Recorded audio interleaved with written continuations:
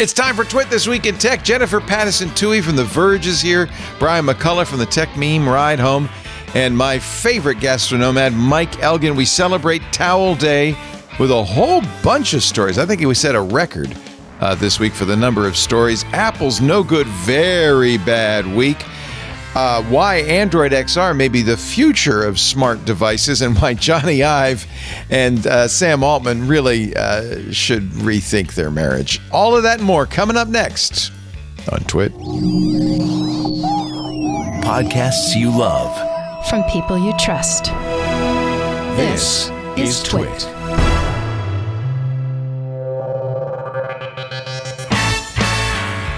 This is TWiT, This Week in Tech, episode 1033, recorded Sunday, May 25th, 2025. Our friend Zinc. It's time for TWiT, This Week in Tech, the show where we talk about the week's tech news. We have gathered an assemblage of eminent personages. Jennifer Patterson-Toohey is here. You might see her occasionally on Tech News Weekly, but she's also a smart home mama at TheVerge.com. See, I combined them both. Hi, Leo. Great to be here. Always a pleasure. Thank you so much for joining us. We appreciate it. Did you have a good Mother's Day? I did. I have a lovely Mother's Day. Thank you. We went strawberry picking and to the beach. And so lots of fun. Just say strawberry one more time for me. Strawberry. Oh, strawberry. Oh, my. Also, I made strawberry jam. Did you really? Oh, I now did. I'm jealous. Oh, my gosh. I love strawberry jam. Right after strawberry rhubarb pie. Mike Elgin is also here. Hello, Mike. Hey, Leo. Good to see you again. My favorite gastronomad, blogger at machinesociety.ai. Do you still do Mike's List, or has that been subsumed? Yeah, that's basically Machine Society is the origin. It sprung from the Win letter, then it was Mike's List, then it was the raw feed, then it was something else, and now it's Machine Society. As the technology changes. Yeah, it's AI focused. Yeah. But I've been doing this newsletter since the 90s. Holy cow. It's been a long time. That's practically before the internet. That's right. Wow. But it's also fun. here, the internet's favorite historian, host of the Tech Meme Ride Home Podcast, the host of the Tech Meme Ride Home Podcast. He's a professional podcaster, Mr. Brian McCullough. Hello, Brian. By the way, speaking of history, Leo, didn't you have an anniversary recently and all that? So we had our 20th. Yeah. Congratulations. Hard to believe. Hard to believe. It is also an important day in, I guess, the geek world. It's Towel Day, May 25th, a day picked kind of at random to honor the man who said, "Never be without your towel," and "Don't panic," Douglas Adams. And the great author, Hitchhiker's Guide to the Galaxy, which I just have learned you have not read, Mr. McCullough. I just started reading for the first time in my life. Well, as I said, it'd be better to start with the BBC plays, because that was the original Hitchhiker's Guide. The thing to stay away from is any movie adaptation. They weren't great. Here from the European Space Administration, a little celebration from an astronaut at the International Space Station to celebrate Towel Day. She's squeezing a towel. Happy Towel Day from the International Space Station. Happy Towel Day to you all. Is that her space hair, or is that like regular hair? No, that's space hair, all right. That's Samantha Cristoforetti, who is aboard the ISS during her Minerva mission for the ESA.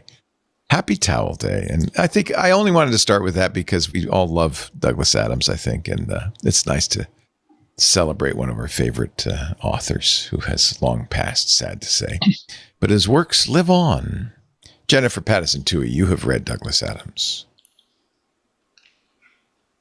Uh-oh. I feel like I've read it because I've heard so many quotes over my lifetime. But I was just the wrong generation for it. I guess so. Yeah. Can I jump in to help you, Jennifer? Yes. I'm not sure that I like it. Oh no. Well, so And I love like Monty Python. I love what I feel like is similar. Yeah, I'm a Monty Python girl. It's a little Terry Pratchett in its tongue. Huge Terry Pratchett fan. I love Terry Pratchett. That was what I was reading, and I reading every Terry Pratchett book ever written as they came out. Used to go to his signings when he. Oh wow! I know. I mean, he's my man. Well, there you go. So it was like Douglas Adams was kind of like the next step, but I never got there. I just stuck with Terry Pratchett. And a bit of Neil Gaiman. Who is unfortunately now but still good book. Grata. The Good Omens. So I know. Good. I still love his writing. I'm sad to hear his story, but What did you think writing. of the series with Michael Sheen and the Scottish? I preferred the book, to be honest. Obviously. But the first season was pretty good. The second season went off a little, but I thought they did a nice job. Gaiman had a lot to worked with the series, so it was definitely his vision. Yeah, but I just thought the book was so good. There are two. I think there are two iconic works that have proven to be almost unrepresentable on screen. One of which is this one, and the other one is Neuromancer, which is now in the Can't works. do it. Yeah. Well, Apple's working on it, so we'll see if they can pull it off. Yeah, it's with the sparkly vampire guy. Oh no, who's in it? Sparkly vampire. It's a pretty, Robert. Sparkly vampire, Robert Pattinson. Please tell me it's not the sparkly. Not my relation. I don't know. Sadly. No, he's not in it. But I think don't listen to me. I don't know who's in it. I feel like they ruined the foundation, although that's also unfilmable. So true, but I thought it was not terrible. I kind of liked it, the series, even though barely was similar to the book. But I thought it was okay. It wasn't the worst thing I ever saw. Many folks were fans of the Wheel of Time series, which is 1,000 novels long. I've got news that Amazon has now canceled that after 2 or 3 seasons. Has anyone tried Murderbot yet on Apple Excellent. TV? I haven't. Really? Is it? Okay. Excellent. Okay. Well, you have to like Murderbot, which is a great Martha Wells' wonderful series of novels. But I think they've done a good job with it. I feel like they've done a good job with it. Yeah.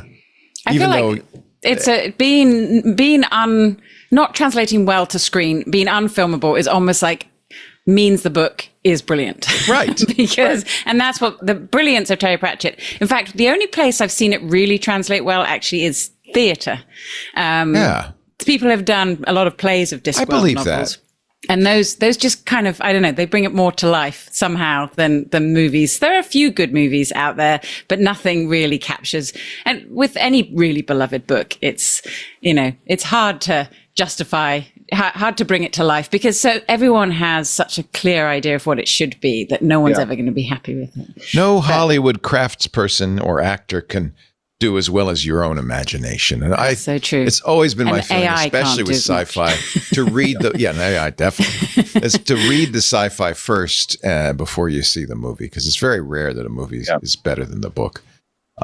And I would think that the play, because it requires some suspension of disbelief, still engages your imagination more than a movie does. Exactly. I think that's the difference. Mm-hmm. Yeah. When it's on stage, you kind of have, it's more of a participation between the audience and the show rather than just being presented it when which is what more the movie and TV adaptations do. Although TV adaptations tend to do slightly better, I think, because they have more time. Yes. Because that's always the frustrating part about a book being turned into a movie. Unless it's like a 7-hour movie, it's going to leave out so much and you're going to be frustrated by that. You can't turn a 10-hour Hitchhiker's Guide into a 2-hour movie. Exactly. That's absolutely true. But that's why it's so great that what would have been movies are now series in many, many cases, and it's much better. Like, think of Breaking Bad as a movie. I think it was that would be impossible. But I'm probably the only person, and let's see if I throw this out there and see if anybody agrees with this, which you will not agree. But I thought that the movie Ready Player One was much better than the book. Oh, I saw the movie, then read the book. Yeah. And I might slightly agree with you. I'm going to say something that's going to alienate our entire audience. I thought Ready Player One was execrable. It was terribly written. Me too, Leo. Was so bad. Yes, exactly. That's why the movie was better. That's right. Exactly right. It was so bothersome to read the prose. Yes. That I couldn't enjoy it. Yes. Oh, good. Great story, though. You and I are both hated now. Ernest Cline is beloved in the community. Yes. Yeah. Okay. Hey, speaking of fantasy, how about this one? President Trump says Apple better start making its phones in the United States or else. He says he'll apply a 25% tariff just to the iPhone. if just to the iPhone, if Apple doesn't start making the iPhone in the United States, he actually kind of threatened Tim Apple with this one, but I think he's fairly serious. Then somebody pointed out, well, there's other companies. He said, well, also Samsung and anybody that makes that product. Otherwise, it wouldn't be fair. Okay. Here's one. There's a big glaring problem. He's trying to push everybody around and force Apple to make the iPhone in the U.S. so he can brag about that. The problem is that the 25% tariff would be much cheaper than an iPhone that was made in the United States. Yeah. So it's kind of interesting because the goal is laudable. Let's. Why? Well, I mean, you could say we should bring manufacturing back to the United States, but I think a lot of people have pointed out no American wants the job of assembling an iPhone. It is a low-paying, grueling, difficult, long-houred job. So that's part of the problem. This is a very good piece. So Trip Mickle published a piece in the New York Times, Is Trump's Made in America iPhone a Fantasy? Which kind of did a both-sidism treatment of this, treating it as if it were, well, possible. Some analysts say it'd be possible, but it'd cost $2,000, to which I love this. Our friend over at Daring Fireball, John Gruber, wrote, idiocy or jackassery, you make the call. He's not talking about the president. He's talking about Trip Mickle. He said the answer should simply be yes, it's sheer fantasy. And you made the exact point that Gruber did too. It's not merely the 25% tariff. In order to make the iPhone more expensive to ship in than make in the U.S., you'd have to have a 200% tariff. There are two glaring problems with this whole idea. One is that, the people who don't understand how the world works, like Donald Trump, don't appreciate the fact that the U.S. has it made in terms of the balance of trade. The U.S. does all the high-paying consulting type gigs, the financial services. We design the iPhone. That's do all the good job. Exactly. And then other countries have child labor and they get the grunt work. Yeah. To produce for us these relatively affordable gadgets, which are amazing. And there's a lot of ugliness there. There are environmental problems. There are human rights problems in the manufacturing, all that stuff. But in terms of pure self-interest, we had it made. We have it made. And he wants to dismantle that and bring the sweatshops to the United States, tripling the price of the iPhone so nobody can afford it. Like, what kind of plan is this? He just doesn't understand how good we've got it, and it's just it's awful. And the other problem that he doesn't understand is he's systematically dismantling the soft power that prevents us from going to war with our rivals. If you're totally enmeshed with a country like China economically, their incentive to go to war against us is much lower. If you sever those connections, then, well, might as well just invade Taiwan and let's bring on the World War III. So it's really dumb. He just doesn't understand international relations. He doesn't understand the history of alliances and tariffs, and he doesn't understand how the world economy works. It's awful. It kind of puts Apple over a barrel, but I don't think they have any choice but to, if he does charge a specific tariff to Apple's iPhones, which seems illegal, by the way. Leo, well, I said that on my show. I was like, is there even a law that allows I don't know how you do this. To tax an internal, a domestic company or a tariff? Okay. But the game theory on this is so difficult because, like, let's say Apple was like, you know what, you're right, President Trump, let's bring all these factories over here. That would take a decade. Right. So what does that even mean? So like when finally all of the iPhones sold in America are made in America, that's a decade from now. Some of us will be dead. But Don't look at me when you say that, would you? I mean, I know it's true. I was looking over in the horizon. How about he can't even make his red hats in the United States? Yeah, isn't that funny? They're made in China. Yeah. The game theory I'm thinking about is also like, if you're Apple, right? No one can do this in any reasonable way because, let's say whatever he said something about tariffs for Europe. April 50% tariff on the European Union that goes into effect June 1st. Between now and then, 2 weeks. Between now and then, not even 2 weeks, 1 week. So the point is like, you can't game theory this out because there's no way to know what will happen. We know that Tim Cook met with him last week, right? He said this the day after he met with Tim Cook. Right. Okay. And he has said several times, for instance, when he was in Saudi Arabia, he's been gunning for Apple. He said it was in Saudi Arabia. He looked at Jensen Huang. He said, NVIDIA's here. Tim Cook's not. He said, Tim Cook has promised to bring iPhone manufacturing to the United States, which I'm sure Cook never promised. Cook is in a very difficult position. He gave $1 million out of his personal money to Trump for the inaugural. That wasn't enough. Is there any way out for Apple on this, and really, by the way, it's not Apple, just Apple, because what's Apple going to do?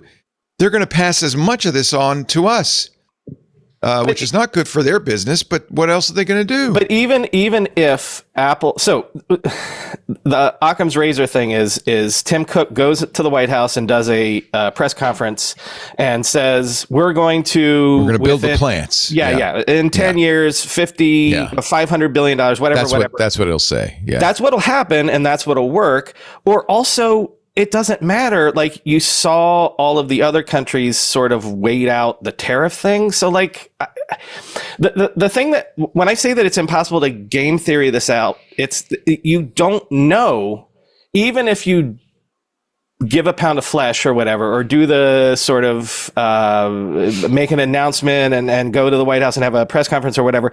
Like, you don't know what's going to happen in 3 weeks or 6 months or whatever. So what's the point of doing anything when it comes to these threats? I'm old fashioned. I think that if you bribe a corrupt official with $1 million, you should get something in return. I believe it. Just me, believe it.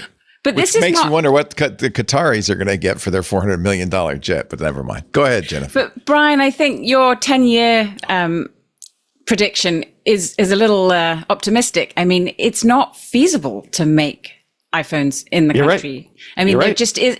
The infrastructure would take a very long time. More than 10 years. Isn't Brian saying you have to pretend like you're going to do it until that's what he's saying. That is what I'm saying. It's all about because face. It's just right. It's put on the show. Pretend. Wait until everything changes in 6 minutes, not 6 months, because who knows what's going to happen next? Who's he going to turn his attention to?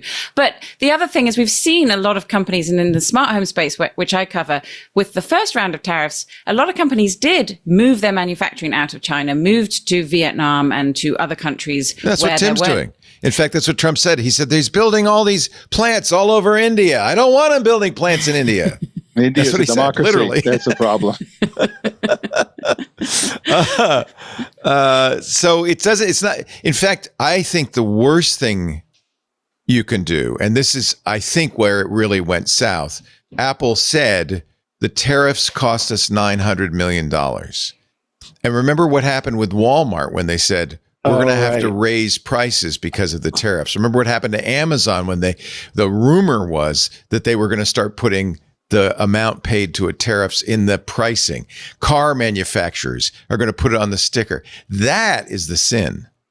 Yeah, Trump said, just let him eat tariffs. Right. He doesn't want that to be clear to the American people what the tariffs are costing them. So when Apple says this cost us almost $1 billion, I think that was the sin. And that's when Trump got upset. Now, how do you, but more to the point, this is politics. The real question is, what does Apple do? Well, but also they had to say that because that was in an earnings report. Like, you have, they can't deny it. Yeah. But you can do what some other companies have done. Microsoft raised its Xbox prices without, by the way, not the way they got around it is they didn't just raise them in the US, they raised them everywhere. See, it's not the tariffs. We're just going to raise it everywhere. and which has, it's a win-win because we make more money. Yeah. And the president doesn't get mad at us. It's sucking up to the president and greedflation. Yeah, it's perfect. It's perfect. You people in the UK are paying $200 more for the Xbox because of our tariffs. Has anyone done the math in terms of, since we know Apple has more money than God, like what if they did have to they could just the tariffs? Yeah. Right. But like what's the math on that and for how long? I could give you back of the napkin math because we know that their profit margin is more than 40%. So they could eat a 25% tariff. And their profit margin go down to 15% or 30 or 10%. And then how does Wall Street feel about that? Well, if Wall Street is intelligent, they know what the shot is here. Well, they already, by the way, after the president's announcement, they already hit Apple's stock by, I think, 3%. So Wall Street knows.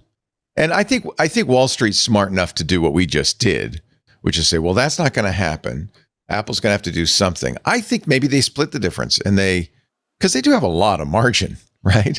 But that's not going to get Trump what he wants, though, is it? So isn't he just going to keep pushing the number up like he did with, the initial trade war with China? I mean, are we going to get to 140% import? This has to be keeping Tim Cook up at night. Yeah, I mean, this isn't, we've got to meet this challenge and then we'll be okay. This is, okay, what's going to be the next challenge? How do we fit into this business model and ever-changing goalposts that we're going to, ultimately. During his remarks on Friday, Trump warned companies against passing costs of tariffs off to their customers. I don't want the consumer to pay, he told reporters. Really puts Apple in. Who's going to pay? Who's going to pay? China. Everybody knows China's going to pay. China's paying the tariffs. But I think, the advantage Apple has is that Apple is way smarter than Trump, and they have got to know that what all Trump really wants is credit for something. That's why they want the credit for forcing Apple to do something it didn't want to do. So they just need to manufacture a press conference or a situation. They've done it before. Yeah. They remember in his last term, Tim Cook gave a tour of the Texas facility, implying that this was here where because we make Trump. Everything. It'd been there for years, and it only made Mac Pros. Didn't matter. Right. It worked. Our most powerful computer that has 10,000 customers. But never mind. I feel like, though, this stuff works less well than it used to, because I think the president has people telling him, that was just lip service. Right. Remember Foxconn's Wisconsin plant, which they still haven't broken ground on. This has been going on for a while, but I think you won't hear me say this often. I think Trump has wised up. he's on to us.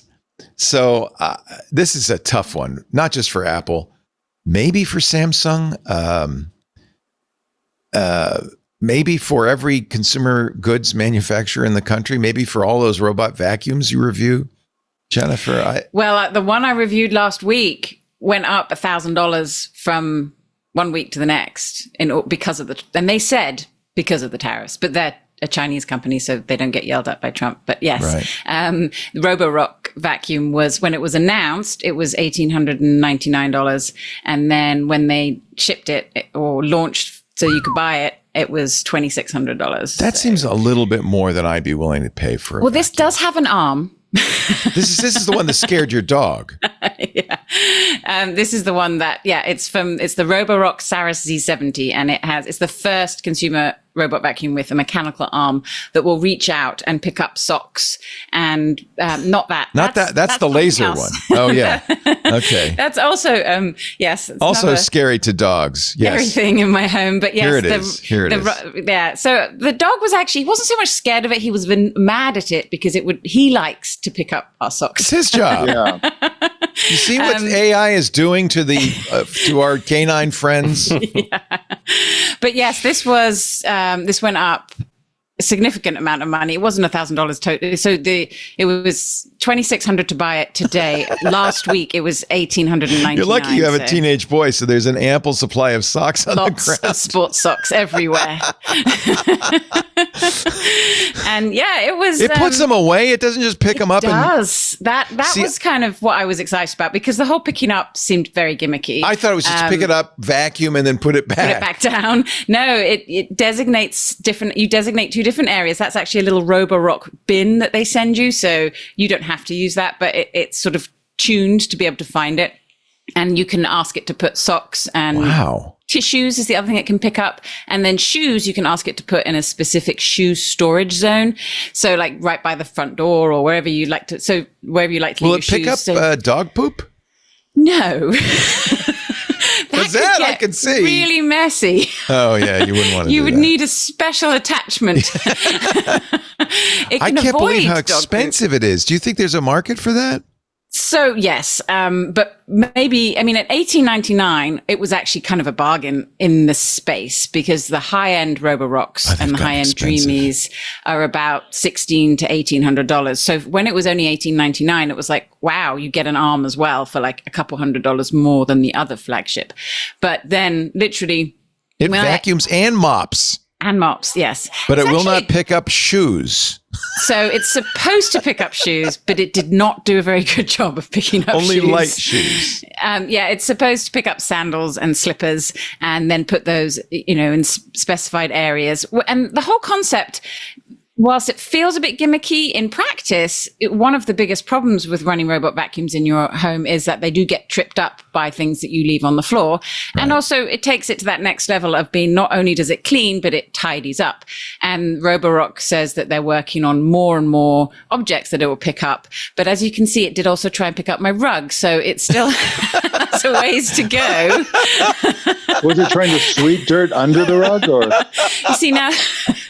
It was the tassels on the rug looked like socks. It thought the tassels were socks, exactly. And it has, machine learning on board, so it recognizes certain objects. And I was able to tell it, no, don't pick up the tassels. Oh, okay. So you trained it a little bit. You're able to train it, yes. And it is, this is a common thing I'm seeing with consumer products these days, is that companies are releasing them kind of, or in a beta form, and adding more features and doing more testing once it's out in people's homes. So a lot of these products, oh, there it goes.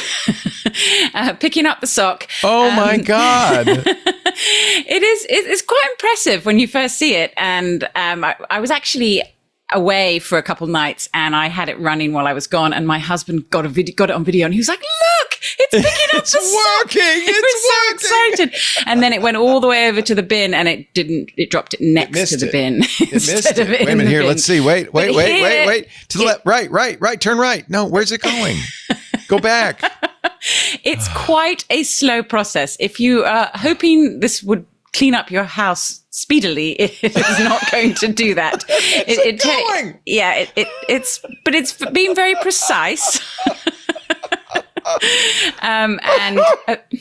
It's worth it for the comedy. It is, and you can remote control it, so you can go off and have battle bots as to your heart's content. Look, it did it. It does, and you feel proud of it. You kind of want to give it a round of applause, and then it does a little bow, and then tucks itself away. But it's definitely, we've been waiting for robots to not grow, but to get legs so they can climb different stairs.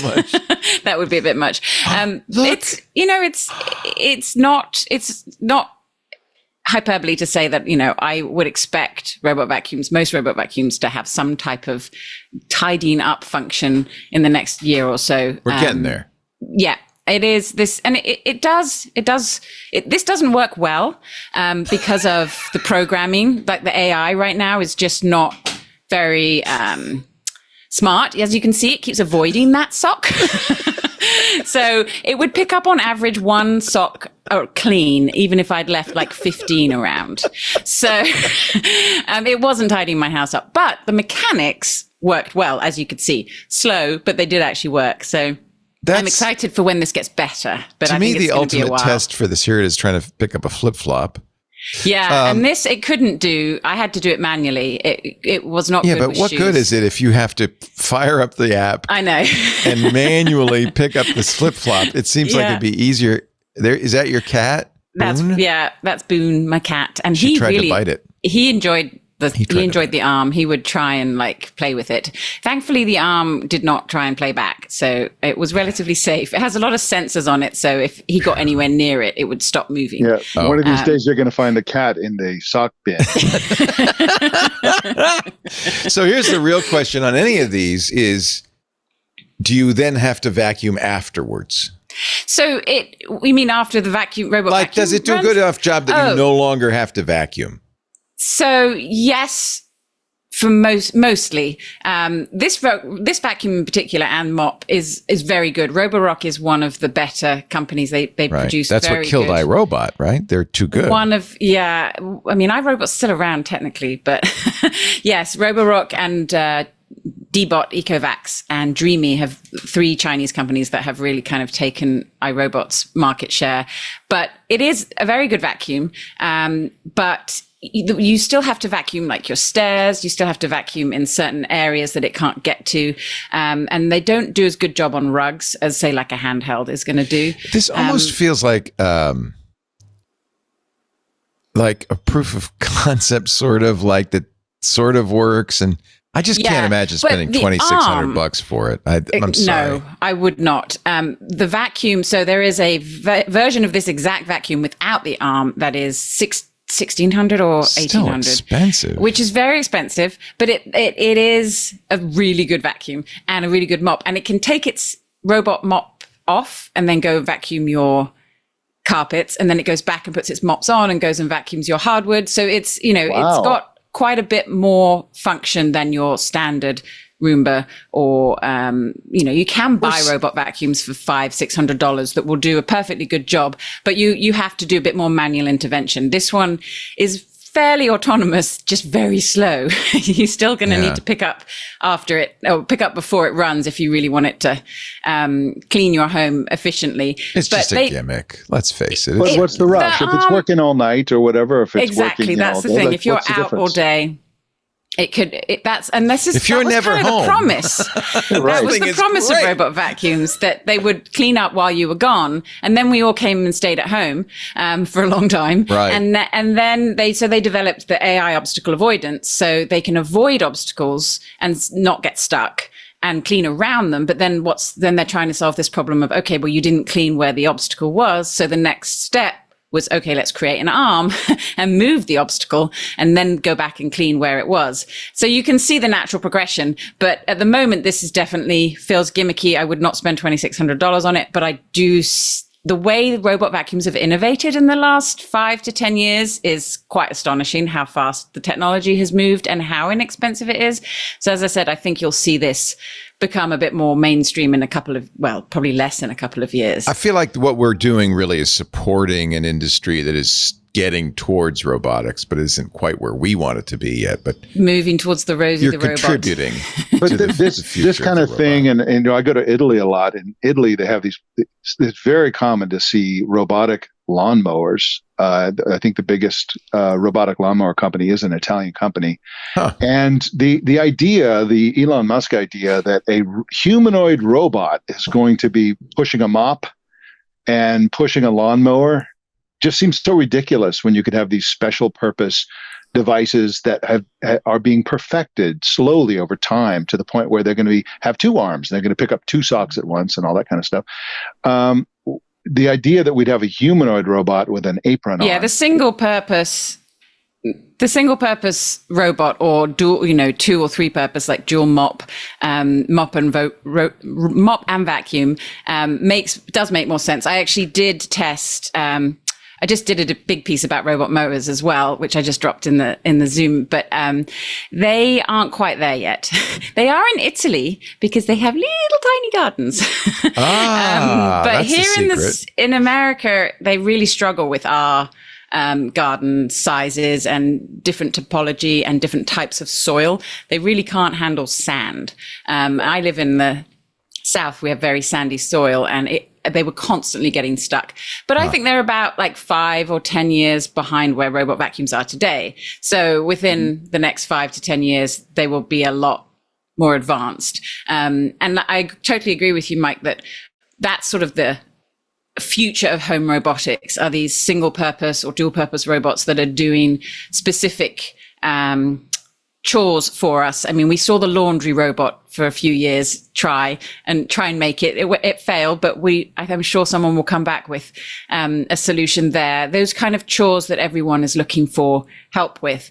And I actually read a very interesting article recently with a robotics expert at Stanford, and she was talking about how not humanoid robots, but robots that can help with specific human tasks will be very in demand with aging in place. So, for helping people in their home with specific things, even especially in dangerous spaces like bathrooms or kitchens. So the more you can automate areas of the home that could be dangerous or difficult for people living on their own, the more, that's going to be more beneficial in the long run. Than I think the whole idea of an actual Rosie the robot is not only unlikely, but also unnecessary. I think, individual.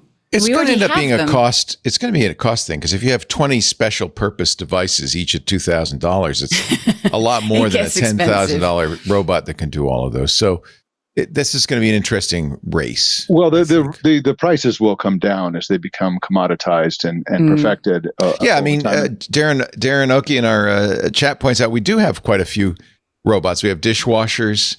We have clothes washers. We do have some purpose-built devices in our house. Yeah. And they got cheaper. They started very expensive, right, and now they're much more affordable. And the same thing with robot vacuums, robot lawnmowers. That for a while it was $9,000 for a decent robot lawnmower, and now you can get one for $1,000. So it's definitely, cost of the economies of scale. As the more people are using these, you'll find that they're more affordable. But they aren't. What a world. They aren't always. Yeah, they're not always. I mean, pool robots are the big thing right now. Were you at CES this year? I mean, they were everywhere. And they work because it's a very limited, constrained thing they have to do. There's no socks in the pool. No. Well, one hopes, but there's a robot, at least one. It's not a robot. I'm sorry. It's an AI camera that looks in a pool underwater and can detect using AI whether somebody is drowning. That's great. That's brilliant. Great. Yeah. Very great. I think that kind of thing is going to be really fundamentally. Still need a human to save them. We got to take a break. We're going to come back there. This was a big week for AI. Microsoft and Google both had their developers conferences. We'll talk about agentic AI. Really, the two big announcements from both of them, in my mind, we'll see what you guys think, was agentic and spectacles. We'll talk about that in just a little bit. You're watching This Week in Tech. Jennifer Patterson-Toohey from The Verge, Brian McCullough from the Tech Meme Ride Home podcast, Mike Elgin from MachineSociety.ai. You have a podcast now, an AI podcast too. That's right. Yes. Emily Forlini and I talk about AI. We both cover sort of like separate areas of AI. So it's a lot of fun. We do it almost weekly. Nice. So yeah, it's a lot of fun. And if you go to MachineSociety.ai and subscribe, you'll get a copy of the podcast too. That's right. You can listen to it right in the newsletter. Very nice. Our show today, thank you, Mike, Jennifer, Brian. Our show today brought to you by our friends at OutSystems. They are the leading, this is actually a really interesting story, the leading AI-powered application and agent development platform. But they're not new. They've been around for more than 20 years in the low-code, no-code space, right? So their mission from day one, the mission of OutSystems has been to give every company the power to innovate through software.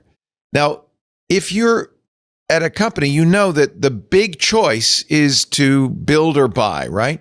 IT teams typically have two different paths they could take. You could buy off-the-shelf SaaS products.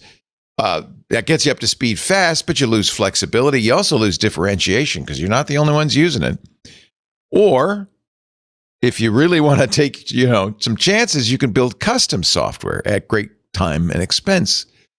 AI forges a path for a third way. This is really cool. The fusion of AI plus low code plus DevSecOps automation into a single development platform. As I said, OutSystems has been doing this for a long time, and they were perfectly positioned to take advantage of this whole new AI coding capability.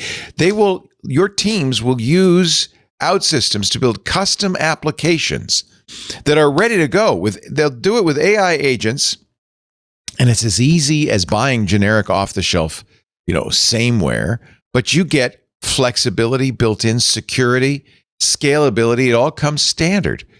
With AI-powered low-code, teams can build custom future-proof applications at the speed of buying with fully automated architecture, with security, with integrations, data flows, permissions. It's already there. OutSystems, it turns out now, is going to be the last platform you need to buy because you can build it to then build anything and customize and extend your core systems. This makes so much sense. There's a third path beyond build or buy. Build your future with OutSystems. Visit outsystems.com/twit to learn more. That's outsystems.com/twit. Thank you so much for supporting This Week in Tech. Let's see. Microsoft. I will start with Microsoft. They were on Monday. Their Build conference is going on in Seattle. I was actually very pleased to see them promoting agentic AI, and in particular, the open source platform that came not from Microsoft but from Anthropic called MCP and A2A. These are capabilities that allow AIs to go out and interact with other data sources, pull them in to give you, huge capabilities. I mean, sometimes they just talk about things like buying concert tickets, but it can be so much more than that. In fact, there was a demo at the Microsoft Build keynote that was kind of blew my mind. A guy who is a chemist working in the Microsoft AI division showed how he used an agentic AI to go out to. He said, "Okay, we need a new coolant liquid that doesn't use PFAS, forever chemicals that it's not going to poison the environment." So he gave it some parameters. It went out. It got scientific journals. It used its agentic capability to go out, get information, then generated 3 candidate molecules, tested them, but not in the real world, tested them kind of inside the AI system and said, this might be the one. They then synthesized it, and at the demo, they showed an Xbox motherboard submerged in this coolant liquid, playing Forza and staying very cool. And it was a very impressive demo. It all happened in just a few minutes. He said, here's the thing. That wasn't just a demo. This is something we actually did, and we came up with a new medium, a new coolant medium.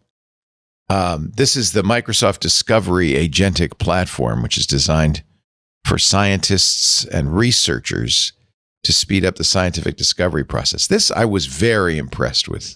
Yeah. It's a new world. In terms of this sort of thing. And well, this is the question we always ask. Sometimes people say, well, when's it going to be super intelligence or AGI? But I think it's much more interesting. When is AI going to help people come up with new things that no human has already, not regurgitated human writing or paintings, but something that humans haven't done yet. Yeah. So other than making up books for the summer reading list. That was a funny one. Holy cow! Do those things. Yeah, but yeah, I mean, so one of the things that's interesting for me as an AI writer is that I do enormous research on a very broad scope of what is happening in the world of AI, and 90% of it is this kind of thing. Generally, it's science. Like small breakthroughs, not necessarily agentic AI. But what I mean is that there's so many amazing things that are happening in the world of AI. Everybody in the tech space seems to be captured by the horse race between OpenAI and Google, et cetera. Right. And that's really not even that interesting. I think that one of the most interesting. Race. We like horse races, right? Exactly, the horse race part. But it's going to be great when agentic AI is actually doing positive things. So it's also going to be great for hackers and all kinds of nefarious uses. But it's also going to be great when we have what Google calls the universal assistant. That's really going to change the world for people.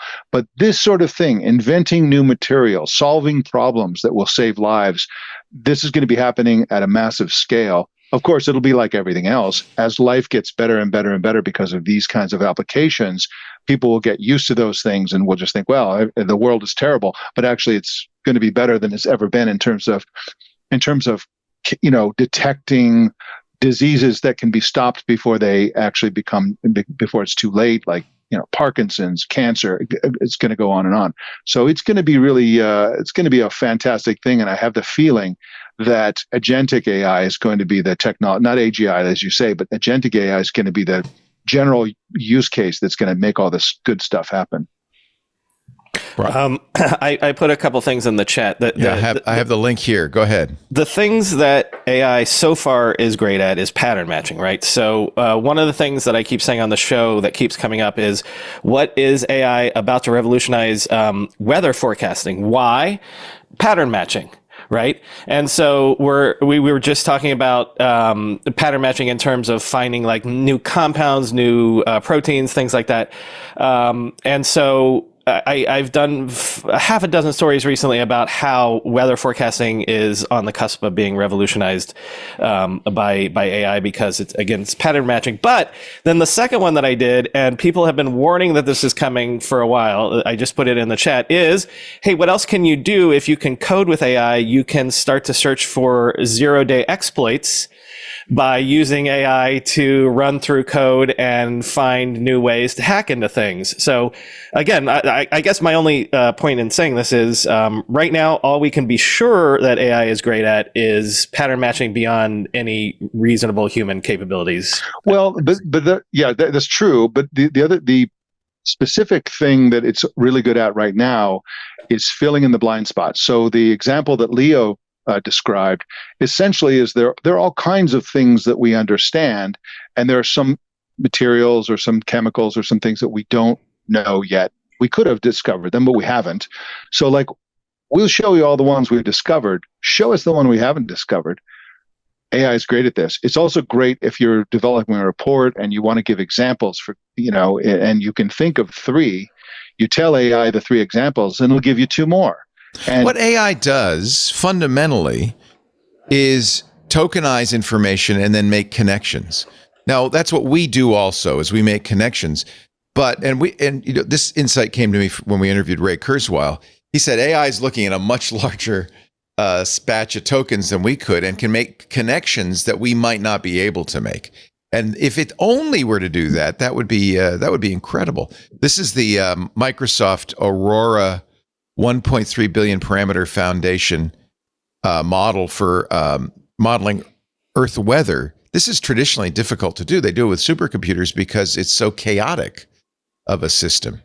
It's a good thing because we fired half of NOAA, but at least we'll have the AI that can do the weather forecasting. I think this is very interesting. And by the way, I hope no one thinks that I was being reductive by saying pattern matching. No, that's an important thing, isn't it? I mean, I was being reductive in the sense like that's the lowest common denominator to explain how it's being applied right now. But I take what you were saying, Mike, in terms of what the next step beyond that is filling in the gaps that you don't have 1,000 years and 1,000 interns to fill in those gaps, right? Or people who work for the Weather Service. Yeah. Yeah. Anyway, I thought the Microsoft keynote on Monday was quite interesting, and I was impressed with the practicality of some of the things they show. We've seen so many kind of gee whiz things like sock picker-uppers. Yeah. It's kind of nice to see something actually. Now, you mentioned, since you mentioned it, I got to bring this up. 404 Media was the first to catch the Chicago Sun-Times AI-generated summer reading list that included a book by Isabel Allende and Andy Weir of The Martian fame, books that don't exist. Ruh-roh. And the guy who wrote this, we talked about it a little bit on our AI show, Intelligent Machines, on Wednesday. The guy who wrote this said, I can't believe I missed it. He generated the list with AI, but didn't check it, apparently. But then Jeff Jarvis pointed out that this whole best of summer section was a generic section that was sold to newspapers all over the country. One guy had to write the whole thing. It really was just an ad, insert into these newspapers. And I guess he just felt like he had too much to do, and he wrote the whole, Marco Buscaglia wrote the whole 64-page section. 404 called him.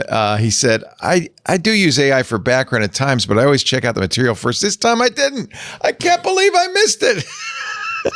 It's on me 100%. I'm completely embarrassed. Well, but it's nice that he's owning up to it. But you know who's really upset about this? The other journalists who work for the Chicago Sun-Times, because they're like, this is really messing with our reputation. Yeah. And we work really hard to fact check everything, do everything on the up and up. And this guy goes out here and it's like, you know, a leading story about how the Chicago Sun-Times uses AI. There's another one. It wasn't just the Sun-Times. It was a bunch of night newspapers. Right. Yes. So of course, Chicago Sun-Times gets the tard with the brush. There was another even more hilarious story that came out this week where a fantasy novelist published a novel called Dark Hollow Academy, Year 2.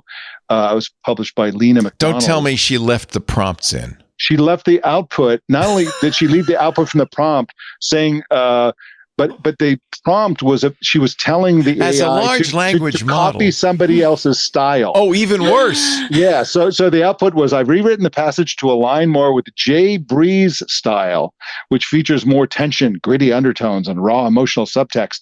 Anyway, what a disaster. Published it in a book, Leo. How? In a How? No Didn't even read her own book. It's hysterical. I just think this stuff is so funny. Yeah.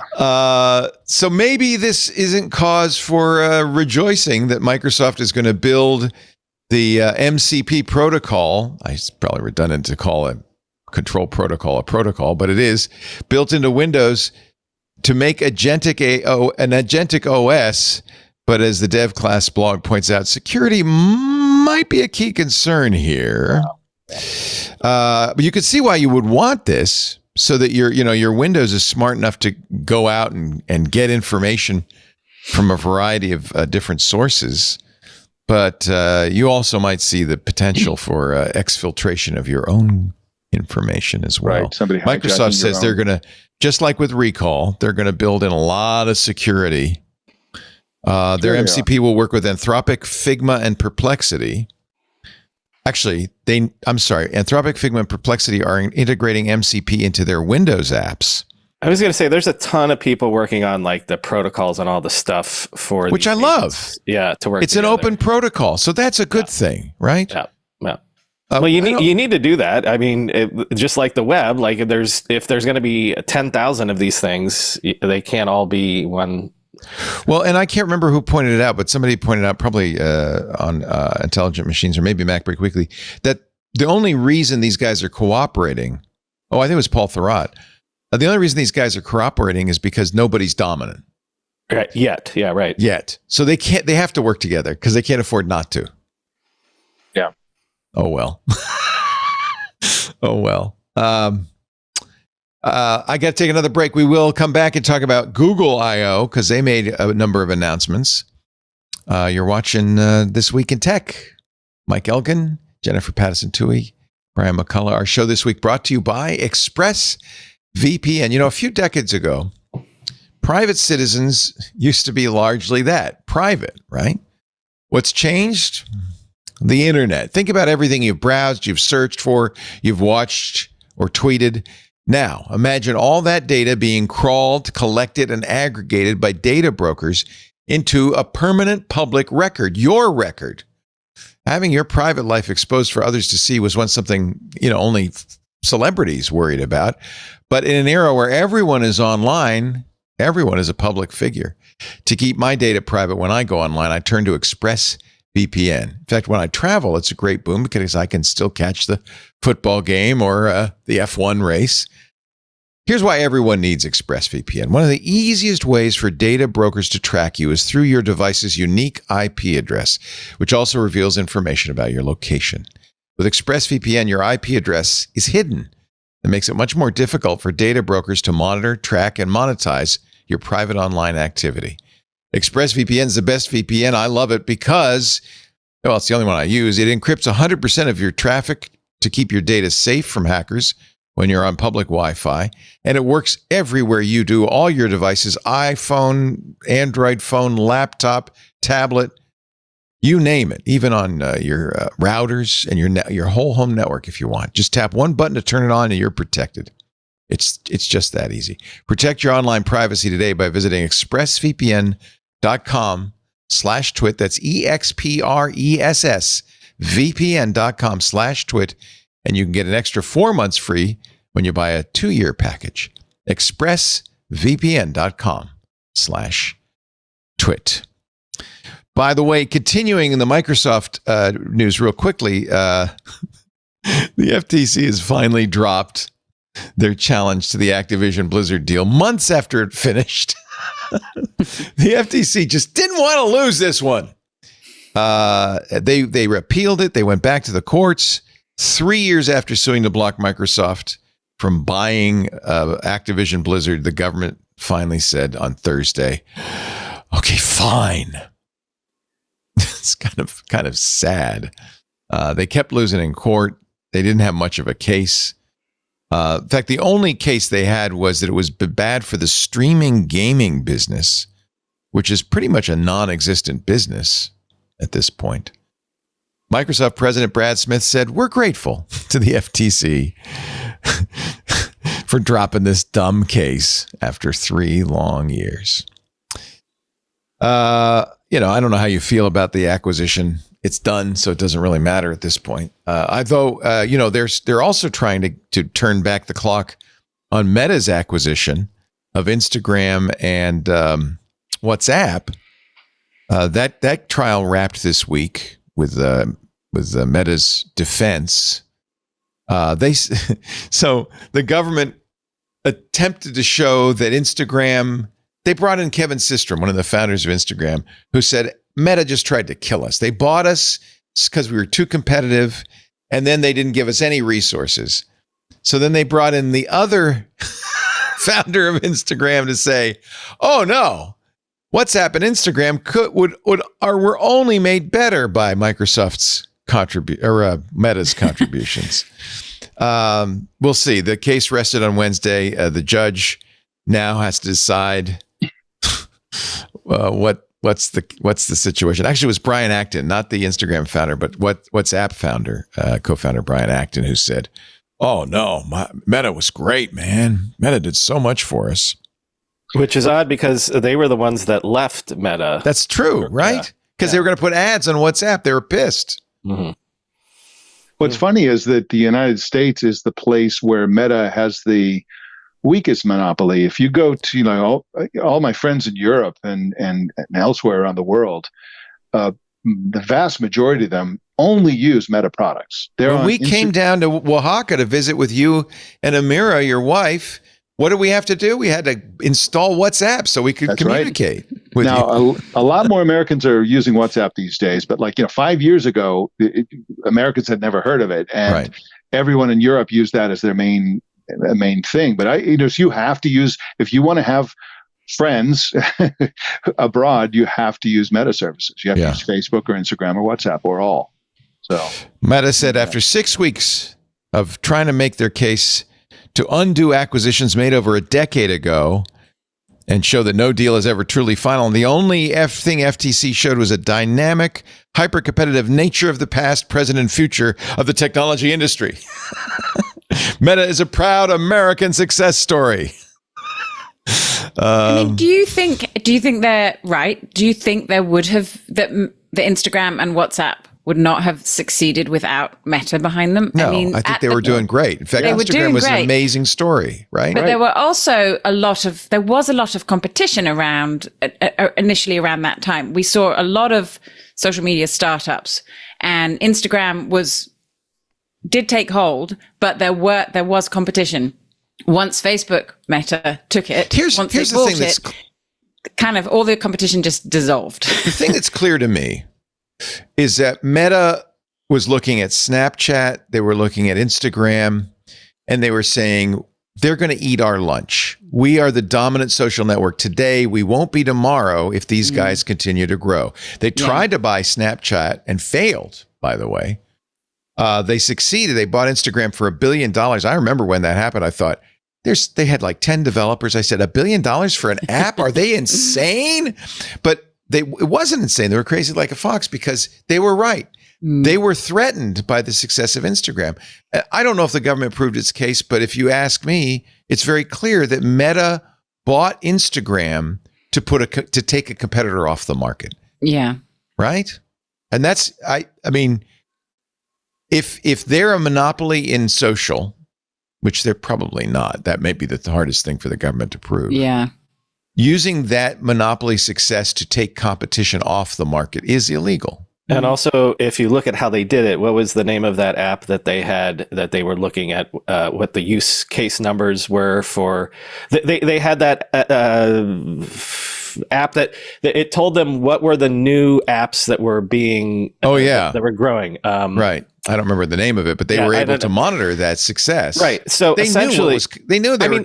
One of the things that Zuck we know from the very first days, like going back to Harvard, was he watches what people do with his products obsessively. Like, so he knows you say you don't like me doing this, introducing the news feed, but I know you do like it. You tell me you don't like it, but I know you do because I'm watching. Yeah. I was listening to an old TWiT, like one episode 130 or something, 173, I think it was, where they had just announced the news feed. And the whole show practically was how utterly unhappy all the Facebook users were, because Facebook had promised this is going to be the place where you keep up with friends and family. Now you're feeding me all this stuff from people I don't know or care about. And people were furious, but Meta refused to back down. Facebook refused to back down. And that's my point, is that they have always, or maybe Zuckerberg specifically, the company in general has always gone towards engagement. So it's all about the numbers. It's all about when they see what you do and they move in that direction, right? Yep. So, right, if we're what we're talking about is we can see, well, wait, we want people to be we want engagement, we want people to be chatting with their friends. Well, chatting with their friends these days means messaging. Well, this app over here is doing messaging. We can see that, grab it. If obviously they copied a lot of stuff too, et cetera, et cetera. I'm sure you've talked about this, Leo, but isn't it been interesting to you the degree to which in recent months even it has become clear that Zuckerberg himself does not like the fact that Instagram and WhatsApp and other apps have become more successful than Facebook. Like, he keeps talking about making Facebook relevant again. Like, is it too late? Whoops. Yeah, but your firstborn is kind of like isn't that so funny that he's kind of pissed off? At the same time, Absolutely. he said, "Oh, VR is the next thing." He lost, what did they say, $10 billion? They lost huge amounts of money. Now he's saying AI is the next big thing, right? And they're putting many billions into that. What has become clear is that Facebook just can't stand the idea of interacting with other people. And he believes that everybody wants to not interact with other people. He said most Americans only have 3 friends. Yeah. And we want them to have AI friends so they aren't lonely. Yes, this is insane. But it's not just AI friends. Like his vision is that people will create other fake users that will interact with people as if they're real users. And his other vision for Instagram is that influencers will create a virtual version of themselves to interact with the hoi polloi, riffraff, unwashed masses so they don't have to. And it goes on and on. Like, all of the innovation around AI is all about replacing people with AI in terms of interaction. And then he wants to call that, whatever keeps people's eyeballs on there for longer. He figures he can double his user base if half the people are fake. It's just insane. Engagement. This is the future of AI. Have you seen? I think this is from VO. They can now make these. This was Google announced VO3. They can make videos with sound. This is all AI. Watch. We can talk. We can talk. We can talk. We can talk with accents. Oh, I think that would be marvelous. Yes, it is very fun. But yes, it is very good. This is all AI. It's incredible. Yes. We can talk. Yes. Yeah. We can talk. We can talk. There's a better one out there where it looks like it's from a like a B-roll that one of us would do at like an AI an EV thing, like a car show, and you would not be able to tell the difference. Like this kind of, I could tell the difference. This looks a little too. It's so close though, isn't it? So close. Here, let me find the one. Yeah, give me the link to the one because I'm impressed by this. I found this on Reddit. News anchor ones that had been going around with the announcing. Well, there's an an Australian radio station that's had an AI DJ for 6 months and no one knew. Everybody was shocked when they said that. If I'm a filmmaker, I'm looking at this thinking, well, guess I don't need actors anymore. Yep. It's close enough. Link in the close chat. enough. That was all generated. So let me go to this x.com link here. And now, just to be clear for those of you at home, this costs $250 a month at present. So yeah, but that's not outrageous. To make a movie that cost $400 million to make Mission Impossible. Yes, but yes, I'm talking to you people out there listening. You're not going to pay $250 a month. I'm not going to pay $250 a month. Leo, I would just buy the robot with an arm instead. That would be exactly. Get the robot, you know. The reason I want you to see this one, Leo, is because the one you showed, it's still Uncanny Valley. It still looks This produced. one's not, you're saying? This looks like I shot this afternoon. Yeah. Is this one with a VO as well? I'm going to Laszlo Gall's feed, so I'm going to look for that. Yeah, right. Yeah. Is that right? Maybe I got the wrong one. He's got one follower, so that's probably not right. Yeah, probably not right. I can't. Because you put it in Zoom. I can't quite get it. Well, the one I sent was 2.5 million views. So yeah. Can you put it in the Zoom instead? I mean, not the Zoom, the spreadsheet instead. Will do. Because then that way I can click the link. Just put it right on line 100. Line 100. All right, thank you. Yeah, that's the one. Laszlo Gall. All right, let's see, ladies and gentlemen. You be the judge. This is a car show, and this is AI generated. Is this or is it? Let's watch. Welcome to a non-existent car show. Let's see some opinions. I mean, man, the acceleration is crazy. You look far, step on the pedal, still a little. You are there. I feel but I mean, you have to be looking for it. And it seems to be like look at the kid and the dad. I think the range is only going to get Why better. is he holding a cup of coffee like that?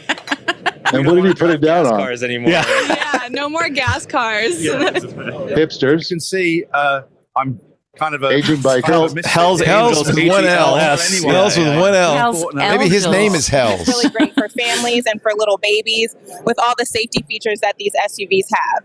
But what you're really seeing is that technology is. So this was the new video generation tool that Google announced on Tuesday at Google I/O. To come to the conference because my Mike, you say $250. Oh my God. That sounds like a deal to me. But yes, it is. If you are a professional, stay as healthy. If you had to make I can clips make it of to any the next kind, car all right, show. that's enough of this car show. That looks very realistic. It's very good compared to the things we were looking at. And the people before. look real, right? Yeah. I mean, you could definitely scroll by that in a Facebook feed and be completely fooled by it. I mean, there's a lot of stuff out there. Yeah, unless you're looking for it. That's right. Yeah, and you've seen it already in social media, like the EV car fire at, was it Jacksonville Airport? One of the airports last week, there was a car fire and there were videos of this like raging inferno. And in fact, if you actually watch the news, there was just a little bit of smoke.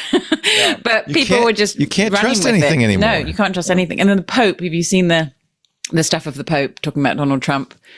No. Oh yeah. Where did I see? It's fake, huh? Yeah. Oh yeah. But See, you wouldn't necessarily know that. He was saying, I didn't like JD Vance. I didn't want to talk to him. Can you see how I kind of turned away from him? And and he's very convincingly talking to this interviewer. And it's like, the only reason it really raises a flag is because when have you ever seen the Pope interviewed? I mean, honestly, that's not something that happens. Point. He doesn't do interviews, does he? Except with, but it was it was very convincing. And when that does lead into another story. I think, I don't know where it is on the run sheet, but when I was reading through, but about the new law about taking down I actually took it out because so there's been there's a reason I took it out. So Trump passed the Take It Down Act, which was passed in Congress by like, I can't remember what it was.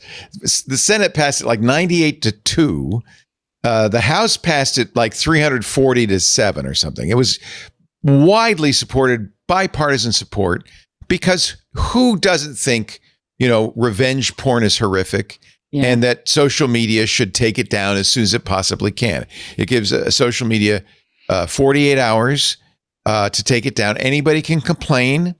The problem with 48 hours is it's not a lot of time to vet something, and it doesn't necessarily, it's non-consensual intimate imagery, NII.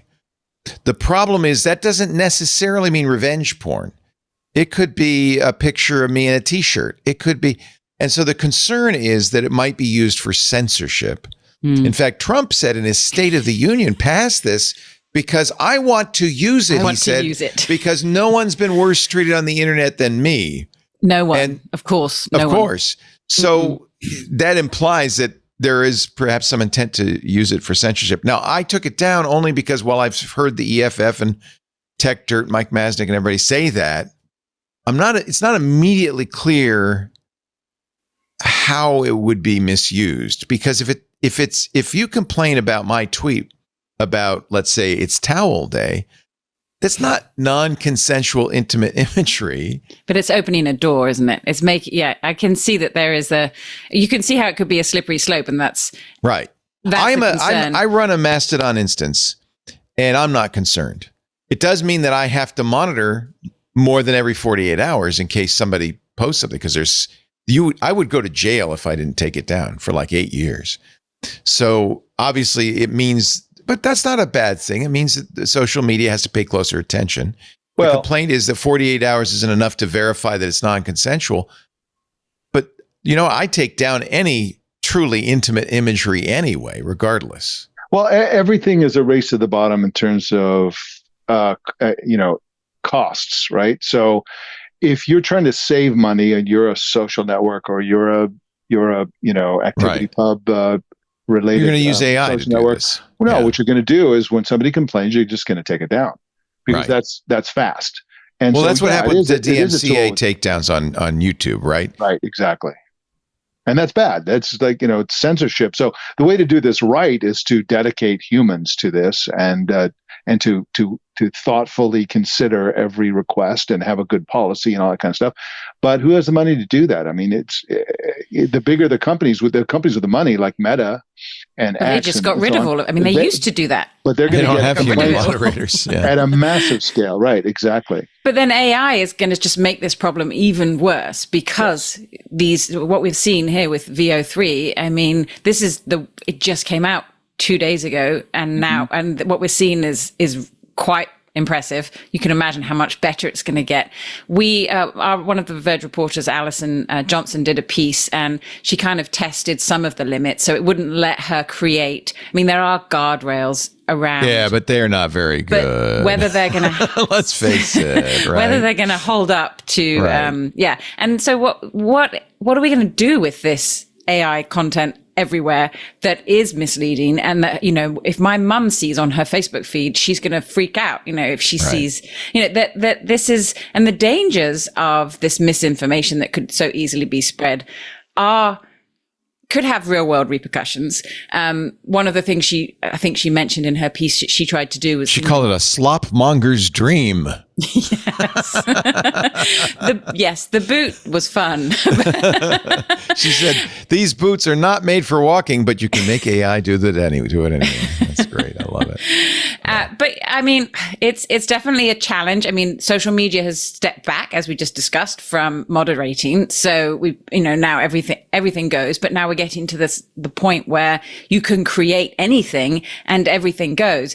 Is it going to be no one trusts anything they see online, which realistically you probably shouldn't these days? Or is it going to be, people are tricked by this and it can cause real world harm? So, people will be caught dead to rights on video and they'll just say it's AI. Yeah. Right. That's actually maybe more of a concern. You can deny anything now. Yeah. Yep. How do you know that's not real? That's not made up? Well, I mean, already politicians, which shall no longer be named because they've already been named enough, will actually say something that 50 cameras recorded him saying. He'll say, "I didn't say that." right. I mean, politicians are going to love this world where nothing can be believed and everything has plausible deniability. Right. Every medium has plausible deniability. Right. All right. Time for another break. Sorry to do this to you, but God, there's so many things I want to talk about today. We still haven't. It's still my intent to talk about Google I/O. Google I/O. We kind of did. By the way, I just want to say that I didn't. This is not me. I did not do that. I deny it all. Well, Every bit of it. That's obviously you, Leo. That's obviously. I wasn't there. It's a cartoon. Thank you, General Tab, for a fabulous simulated AI Leo. I do have to wonder, though, how long it is before. I mean, given that there are tens of thousands of hours of me doing this show for the last 20 years, how long before Very easy. Be easy, right? My Run a whole twit. I keep saying that all the time, Leo. You don't need to retire. You just need to have an AI avatar. I mean, did you see the story about the CEO that presented his earnings with an AI avatar? I've been doing that. That was weird. I've been doing that for 3 months. If you go to the Tech Meme Ride Home YouTube channel, if you see fake? my face on there for the last 3 months, any video that's been up there is a avatar. No, you're lying. I'm not lying. Breaking news. Wait a minute. It's all done with Hey Gen, but it's my audio. I write the script and whatever. I'm not sending anyone to the YouTube page, but this is true. Wait a minute. Okay, so it's an audio podcast, right? Right. So on YouTube, when I watch it on YouTube. So let me go. If you can't find a video, well, I can find it. Let me just go to YouTube, right, and just search for Tech Meme Ride Home. Ride Home, and then I don't know if I have a recent one that I can show you, but here, like this one. Is it realistic? Yeah, watch. So this is the Johnny Ive news from this week. I just sent it to you here in the chat. Look, okay. Here's a whole scroll of them. Which one? Yeah, okay. It's in the chat in the thing. I know, but I can't. It doesn't help. Put it in the rundown under on 96. If you look at 96, click on 96. And what are you using to do this? Hey Gen. So you know how I do the podcast every day, and I record a segment, so a 2-minute long segment, right? And so I upload the audio. I trained an avatar on me. That, by the way, that's me. Not you. That's me 25 pounds ago, by the way. Well, that's, by the way, a nice advantage is you can make yourself skinny. You're an ageless sex kitten. It's beautiful. Well, no, that's me 25 pounds heavier. See? Well, you're doing it in the wrong. You're not doing it right. Then, I know. I need to train a new avatar. But so anyway, so this is one that I did this week. So this is the Johnny Ive OpenAI news. So I upload my segment, which was like a 2-minute and 30-second segment, and then the avatar is all lip synced. Wow. And of course, Riverside, which is owned by Spotify, just has as a matter of course, you can do a whole podcast and you can say, yeah, you know what, just give me the AI version. It will literally replace your actual voice with a voice created from the transcript, and it'll have better audio and all that kind of stuff. And of course, Melania Trump narrated her AI. That news came out this week. So she wants to be We're getting really close. Well, I can't have AI read this ad because Spaceship paid me good money to do this personally. So we'll take a break. Give them any ideas. Oh my God. That's Mike Elgin giving them ideas. Jennifer Pattison Toohey from The Verge and Brian McCullough.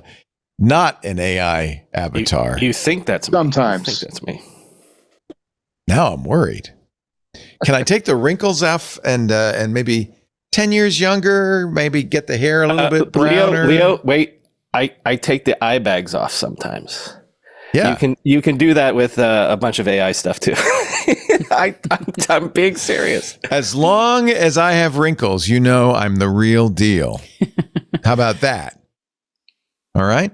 Our show today brought to you by Spaceship. You know, last night around 8 o'clock, I got a frantic call from my daughter. She says, I bought a domain name and I can't connect it to my Spotify.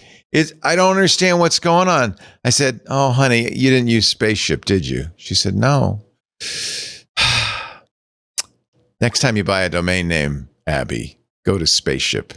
Spaceship.com/twit. You know, simple and affordable doesn't have to mean dumb, basic, only for beginners. Tech professionals would like simple and affordable too, right? Why wouldn't we? That's the idea behind Spaceship. This is the most modern, super cool, pioneering domain and web platform that takes the pain out of choosing, purchasing, and managing domain names and web products, like shared hosting, like virtual machines, like business email. So it starts with below market prices for domain registrations and renewals. And they have some really nice ways to deliver simplicity. For instance, I would have told Abby to use Unbox. It's a simple, easy way to connect your Spaceship products to your domain and configure it all in just a few steps. Couldn't be easier. And if you need some more help, you've got your very own AI assistant, Alf, to make life easy, from domain transfers to updating DNS records. In fact, she could probably just say, hey, Alf, connect my site to Shopify, connect my domain to Shopify. Alf would have just done it because Alf loves the stuff you don't. There's also, and I love this, a roadmap for exploring, suggesting, and voting on new features and products, because Spaceship really wants to be responsive to you, its customers. So you can go to the roadmap and you can vote on what's next. Customers in the tech community can get what they really need. In fact, one of the things that came up in the roadmap, and I want to talk more about this another time, they've created a messaging system that uses your domain as your unique identity. So you got a domain name, people can voicemail, text mail, can video chat with you using your domain. This is brilliant. All came from the roadmap. Visit spaceship.com/twit, discover exclusive deals on domains and more. Spaceship.com/twit. I told my daughter, don't call me, call Spaceship. Spaceship.com/twit. You had a good story, Mike, about CAPTCHAs. It's over. Oh, wait a minute. We got to do Google I/O. All right, we'll do one thing with Google I/O, and then we can move. We did do VO, right? What do you think about the glasses? So Meta showed at its last developer conference these Orion glasses, but they said these are years off. Well, Google had a live demo of these glasses. They say we're going to work with Warby Parker and Gentle Monster to create spectacles with your prescriptions in them. They've got Samsung working with them. It's called Android XR. When we first heard about Android XR, it seemed like kind of a speculative thing. Not anymore. You were a big Google Glass fan, Mike. This is the next generation. It's return of the glass holes. You know, we're coming back. Heads-up display using a laser projection. What was it, Anthony? You actually had these. Was it X-Real? What were the glasses? It was Focals by North that Google acquired like 4 or 5 years ago. But I think they're partnering with X-Real. X-Real is one of the partners. Yeah. So it's a laser projection of a heads-up display. So it looks like regular glasses. Yeah. It's only on one lens, but the one lens you can see things like notifications. They showed simultaneous translation. Yes, and that's huge.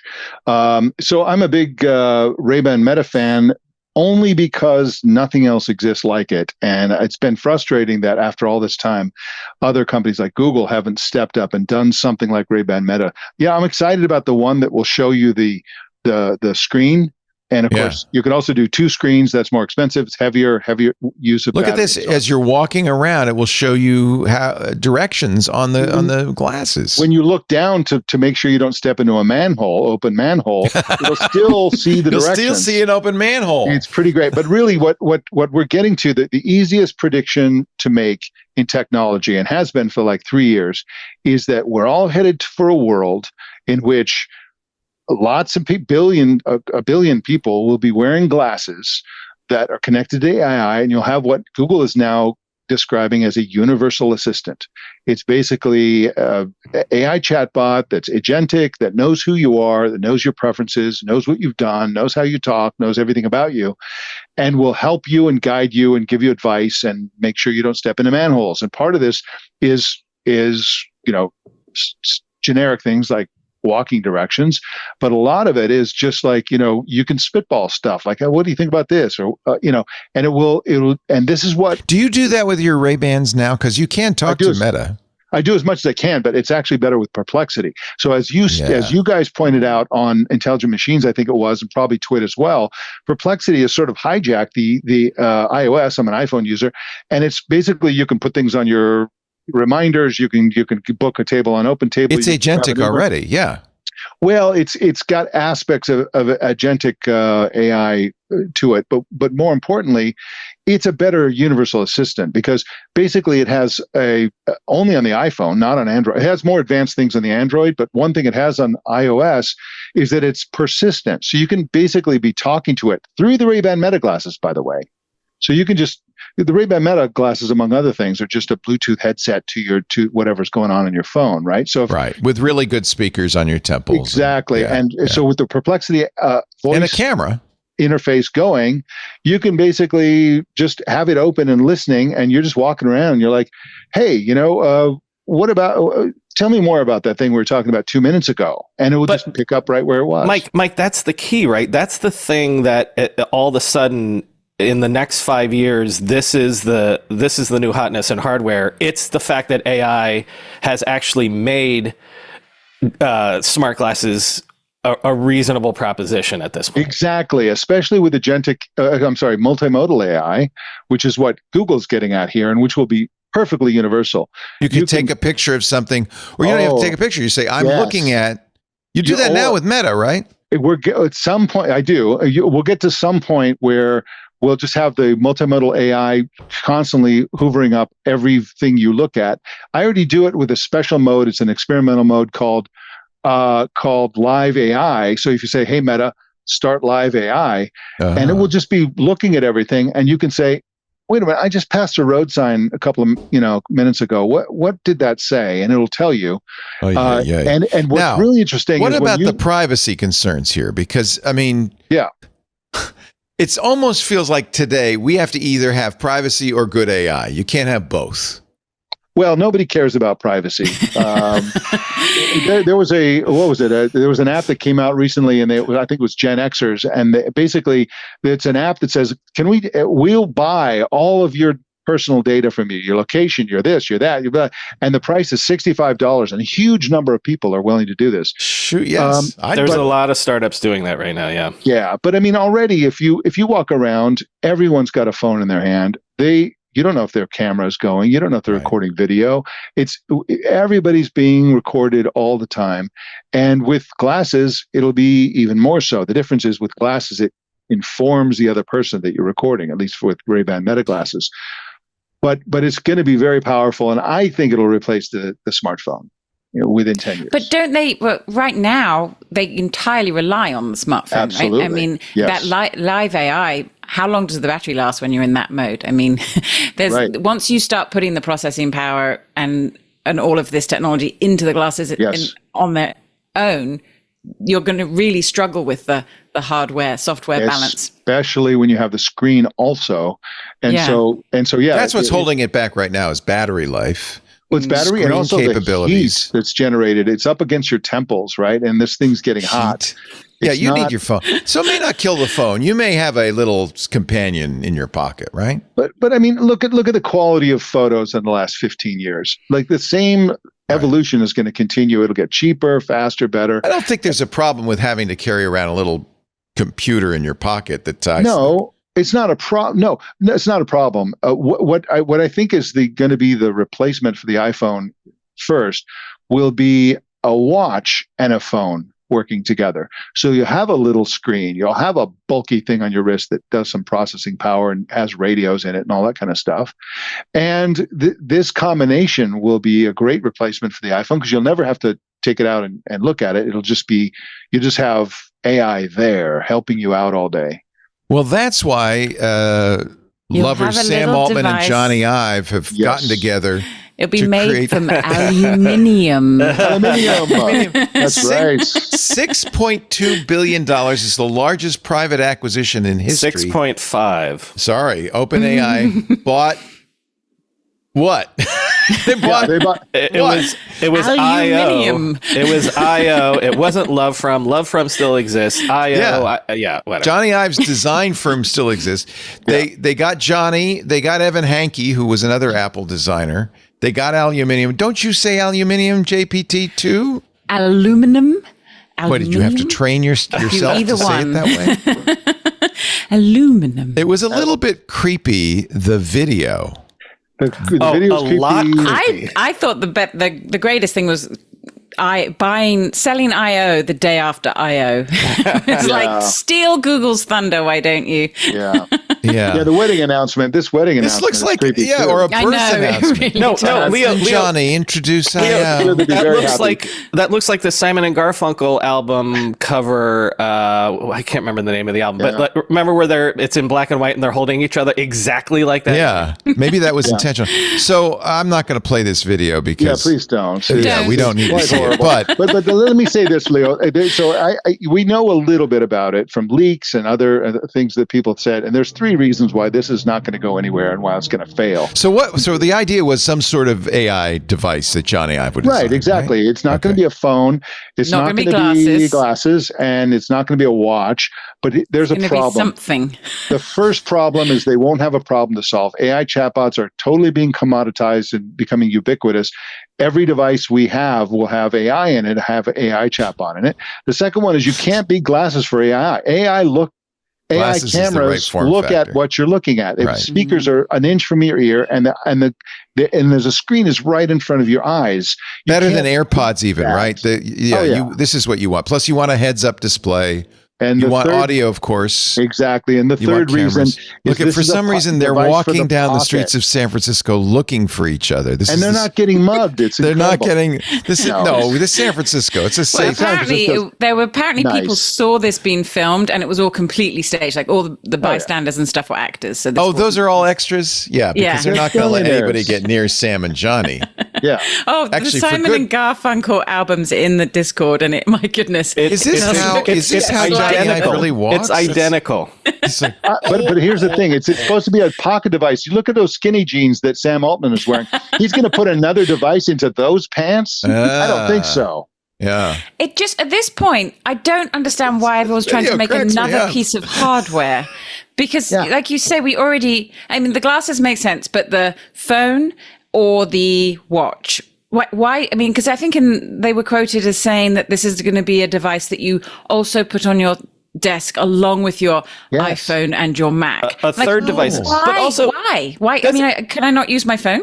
When we say that this video is cringe, doesn't it remind you of the Humane Pin video? It's identical. Which was equally cringe and is now out of business. Well, it is going to be like that, right? It is going to be like a Humane Pin, or it'll be like. Was this crazy? Did he overpay? No.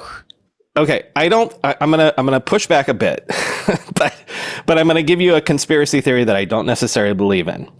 You know how they're trying to convert into the for-profit thing? Yeah. One thing that would help that happen would be to dilute the holdings, which they did because it was $6.5 billion in stock. It wasn't cash. Yeah. So the more you can acquire things, the more you can dilute, the easier it would be to transform, because then the nonprofit arm would have less control. Much. Yeah. This was the whole thing that Elon did to kind of try to screw them, was offer to pay $94 billion for OpenAI, trying to set a market price that was much higher than reality. Is that right? That's the whole theory here? But okay, so that's the conspiracy theory. But my real pushback is this. Okay, let's buy into the fact that maybe Humane Pin didn't get it right. Maybe Smart Glasses aren't going to get it right. Maybe Johnny's not going to get it right. Like he might not have his fastball anymore. Who knows? But he definitely doesn't have his fastball anymore. By the way, I agree with you. He was never that fast. Anyway, I'm sorry. Well, at least he was the guy who foisted the butterfly keyboard, exactly, the touch bar. I was going to say, but okay. So, but let's if what we said when Mike and I agreed that what has happened is that AI is maybe enabling a new type of hardware form factor, right? Okay. If you believe that, then the people that should be worried, the people that had the worst, the person that had the worst week this week was basically Apple, and because like Johnny Ive is going, even if he doesn't have his fastball, to make a hardware that's going to replace the iPhone. You have I.O. that is doing smart glasses that is AI stuff. You have President Trump yelling at them. Tim, Apple had the worst week of anybody this week for Apple. Yeah, because bottom line is, if you're right about this, if AI is enabling a new hardware form factor, who's the furthest behind in AI? Right. Oh God, they're not even close. But it's a huge failure on the part of Apple, because this is a perfect category for Apple. Why? Because glasses are fashion. And that's the business they really want to be in. Look at their watch bands. They really want to be in a situation where they're selling designs, like fashion designs, on a massive scale for very high prices. It's a perfect business for Apple. You have to think Apple wasted so much time and money on the car. One could argue even Vision Pro didn't really forward anything for them. So it could move the glasses forward. But the Vision Pro is like the space program that got you Tang and all these other follow-on benefits, right? And Tang is a great business, obviously. It's a great business, but it's like all the stuff that the Vision Pro is like the ultimate thing that wearing all-day wearable glasses could do in 20, 30 years. So it's a good thing to have that engineering in place, I think, and also have the developers working on this kind of thing. Okay, so maybe they are not so far behind. No, they are completely far behind. The play for Apple might be the smart thing to do, might be what Microsoft did, which was instead of saying we're going to create AI, is fire Steve Ballmer. That was smart. Right, no, it brilliant. will be the platform for AI, that you will still want an iPhone, but you will have Grok and ChatGPT and Perplexity and Claude and everything else on the iPhone, and that will be the way you access it. Like search. Yeah, like search. Leo, do you still wear your B? I thank you for asking. I have it right here. This is that. I mean, yeah, it's gonna. You feel like it's got to be something like that, right? It's gonna whatever. I think this is preparatory. I think this is the John the Baptist for the Jesus AI. Okay. I think it's paving the way. And I'll tell you why. I'm wearing this not because, I mean, look, right now I can ask it, whoops. Do you think Apple is behind in AI? And it's just dumb. It's dopey. But that's not the point. It's also really slow. It's going to get back to us. Yeah, it's the technology has got a lot of infrastructure. The reason I call it the John the Baptist is it is right now collecting everything that I do, everything that happens to me. I am collecting in this database. It's already amassed hundreds of facts about me. Here, I'll read you some of the things. Oh, are you sure? Well, it seems to. It says we've generated, so it already has well over 1,000 facts about me in hobbies, technology, entertainment, health, food, politics, sports, general. But here's a few. It says, please review these 81 facts we generated in the last day based on listening to everything you're saying. And is it just what you say, though, or does it also hear like the podcast? It hears everything. It doesn't hear you guys because you're not on speakers, but it hears. I was at a conference last week where someone had to ask consent that they were wearing. Yeah, this is highly illegal. I admit it. I'm in a two-party state. I'm screwed. So here's what it says. Leo's cat, Rosie, often experiences happiness and contentment when going downstairs. Yes, that's true. Now I get to approve these. I share playful and affectionate communication with my wife, Lisa. It keeps saying that. I don't know why. I follow local Petaluma news. Okay, yes. I enjoy engaging in conversations about family and community matters. A lot of these are dopey. I have a reformer for Pilates workouts at home. It's true.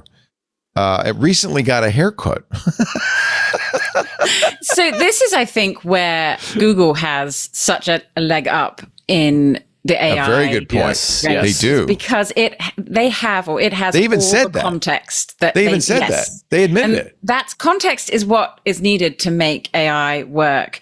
And so for example, our reviewer, our wearables reviewer, VSong, reviewed it, and it had all these facts about her that were based on a TV show she was watching. Yes, because it was by the way, it learned that's old. It used to watch TV, and it would say, "You're preparing to take over the Berlin CIA headquarters."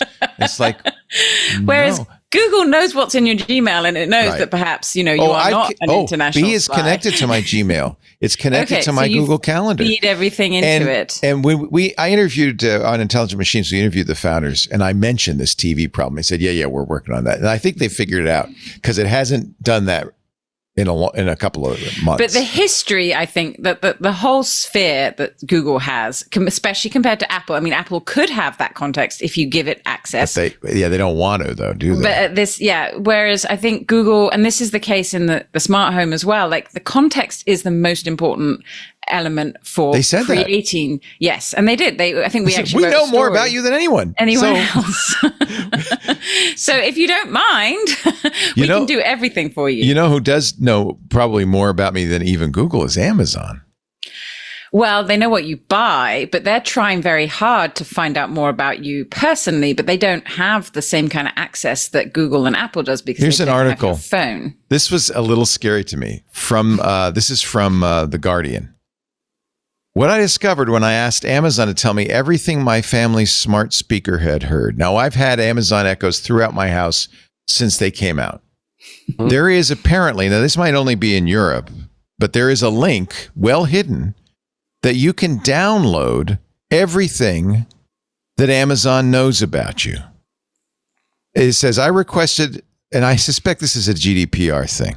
Yeah. I requested all the available data using an almost impossible to find link, which when I clicked it brought me to Amazon UK.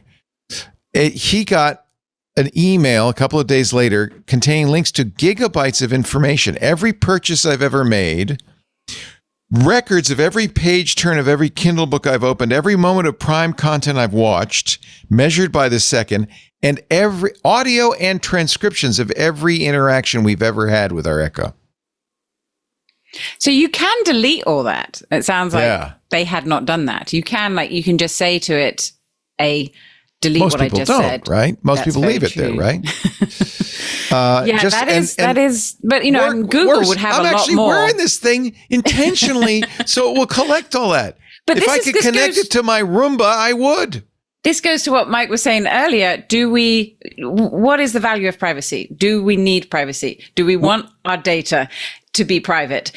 Are we prepared for the trade-offs for what benefits are we going to get if we are giving up our privacy? I believe we should not give up our privacy, but I do believe that we want the benefits that we could get from this type of interaction with AI. So where do we find that balance? But the reason you value privacy is because you know what you're talking about. The problem is that the public is just the I know what I'm talking about, and I don't value my privacy. Well, but you also value your publicity. You're a public person, right? So, but seriously, people don't understand the implications of their privacy.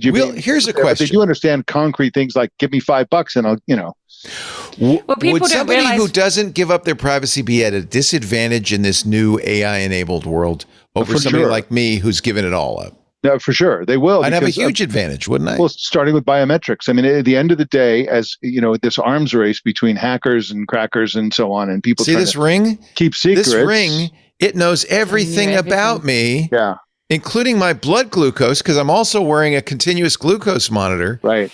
This is the Aura ring, but there are a number of these devices. Your insurance company wants that data, Leo. They probably already have this is where where the people are going to learn about the value of keeping your data private, because right now we have these terrible phishing scams that we're seeing everywhere. You know, the UPS scam where my dad texts me like twice a week. Is this a link I should click? You know, and because they're out there and they're getting more and more convincing phishing scams. But now when you have all this data out there available, if people can get hold of, you know, data about your home, data about your blood glucose, if these phishing scams are just going to get more and more sophisticated, and people are going to get to the point where something is going to happen that is going to make them realize that there is too much of their data out there. And that is why you need to protect yourself. I was just on a panel at the Connection Smart Home Conference last week, and moderating a panel about data privacy and AI, because AI needs data, right? This is to make AI work for us, to do what we want, to achieve these kind of personal assistant aspirations. They need our data. But if you're putting this data out there, I mean, there was a gentleman on the panel who is an insurance agent, speaking of insurance, and he creates packages for people to protect them against their data being hacked or being used by companies. Because one thing he started to see is people getting so much of their data phished that they're able to actually take out second mortgages on their homes, and then you one day show up and you no longer own your home because so much information is out there and available. And this is what happened to the Graceland estate, right? There's the more and more data. We think it doesn't matter that our data's out there. We think it doesn't matter that someone knows that our smart home knows that our lights turn off every night, or that we've locked our door and armed our security system. But that's telling someone that you're not home. So I think that value in our data, people don't realize how small little things like how many steps you took or how much glucose you have in your system can tell so much about a person. And once AI has that information, they can recreate you. I mean, this is not just about an avatar of you. This is like a digital twin of you. Imagine what someone could do with that. Yeah. And that's where it gets scary. And that's where we really need to think and stop and think hard about what we're doing with AI and our data, because it's a slippery slope and there could be some really serious consequences. I wonder if it's possible. I am, by the way, the poster child for right, the person who is giving every possible bit of information away. And, you know, every once in a while, happened the other day, I accidentally put my Apple password on the screen.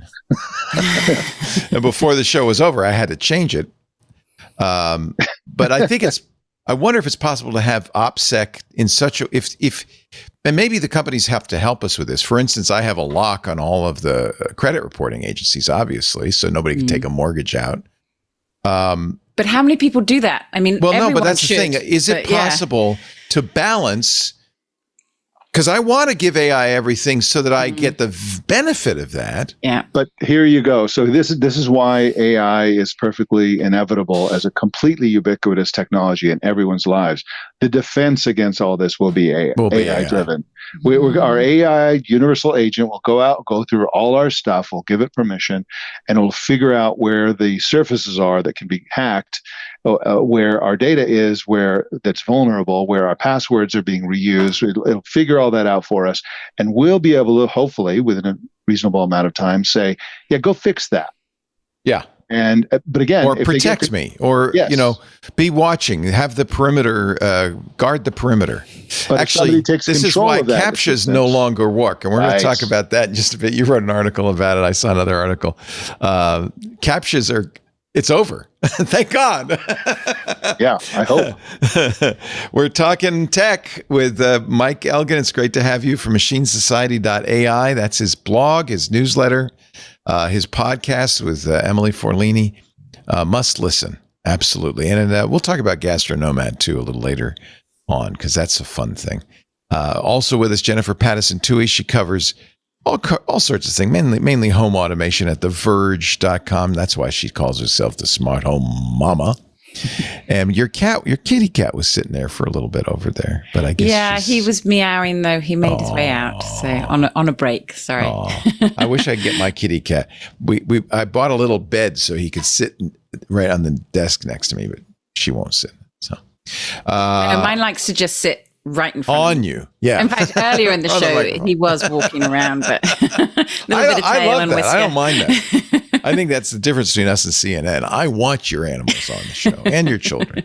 Also with us from the Tech Meme Ride Home podcast, the internet's historian, Brian McCullough. Always a pleasure to see you, Brian. Thank you. As always, thank you, being Leo. Here. Our show today brought to you by US Cloud, the number one Microsoft unified support replacement. Maybe you've heard me talk about US Cloud before. It's really cool. I had a great conversation with these guys. I said, wait a minute, US Cloud, what do you do? They say, well, we are the global leader in third-party Microsoft support for enterprises. I said, okay, why would somebody choose you instead of Microsoft for support? They said, well, we now support 50 of the Fortune 500 companies for a couple of reasons. One, switching to US Cloud can save you 30 to 50% over Microsoft Unified and Premier support. Imagine saving 50% on your support. But then I said, well, yeah, okay, fine. It's less expensive, but is it as good? As good? No, it's better. Our response time is twice as fast. Our average time to resolution, twice as fast as Microsoft. And they offer, unlike Microsoft, an SLA on response time. They guarantee it. They will tell you where you're wasting money on Azure. Now that is cool. They are excited to tell you about this new offering. It's their Azure Cost Optimization Services. Now, anybody who uses Azure knows it's really easy to kind of lose track of your spend, right? Just, a little Azure sprawl happens over time, a little spend creep. Well, this is such good news from US Cloud. You can now save on Azure with an 8-week Azure engagement. It's powered by VBox that identifies key opportunities to reduce costs, not reduce capabilities, just costs across your entire Azure environment.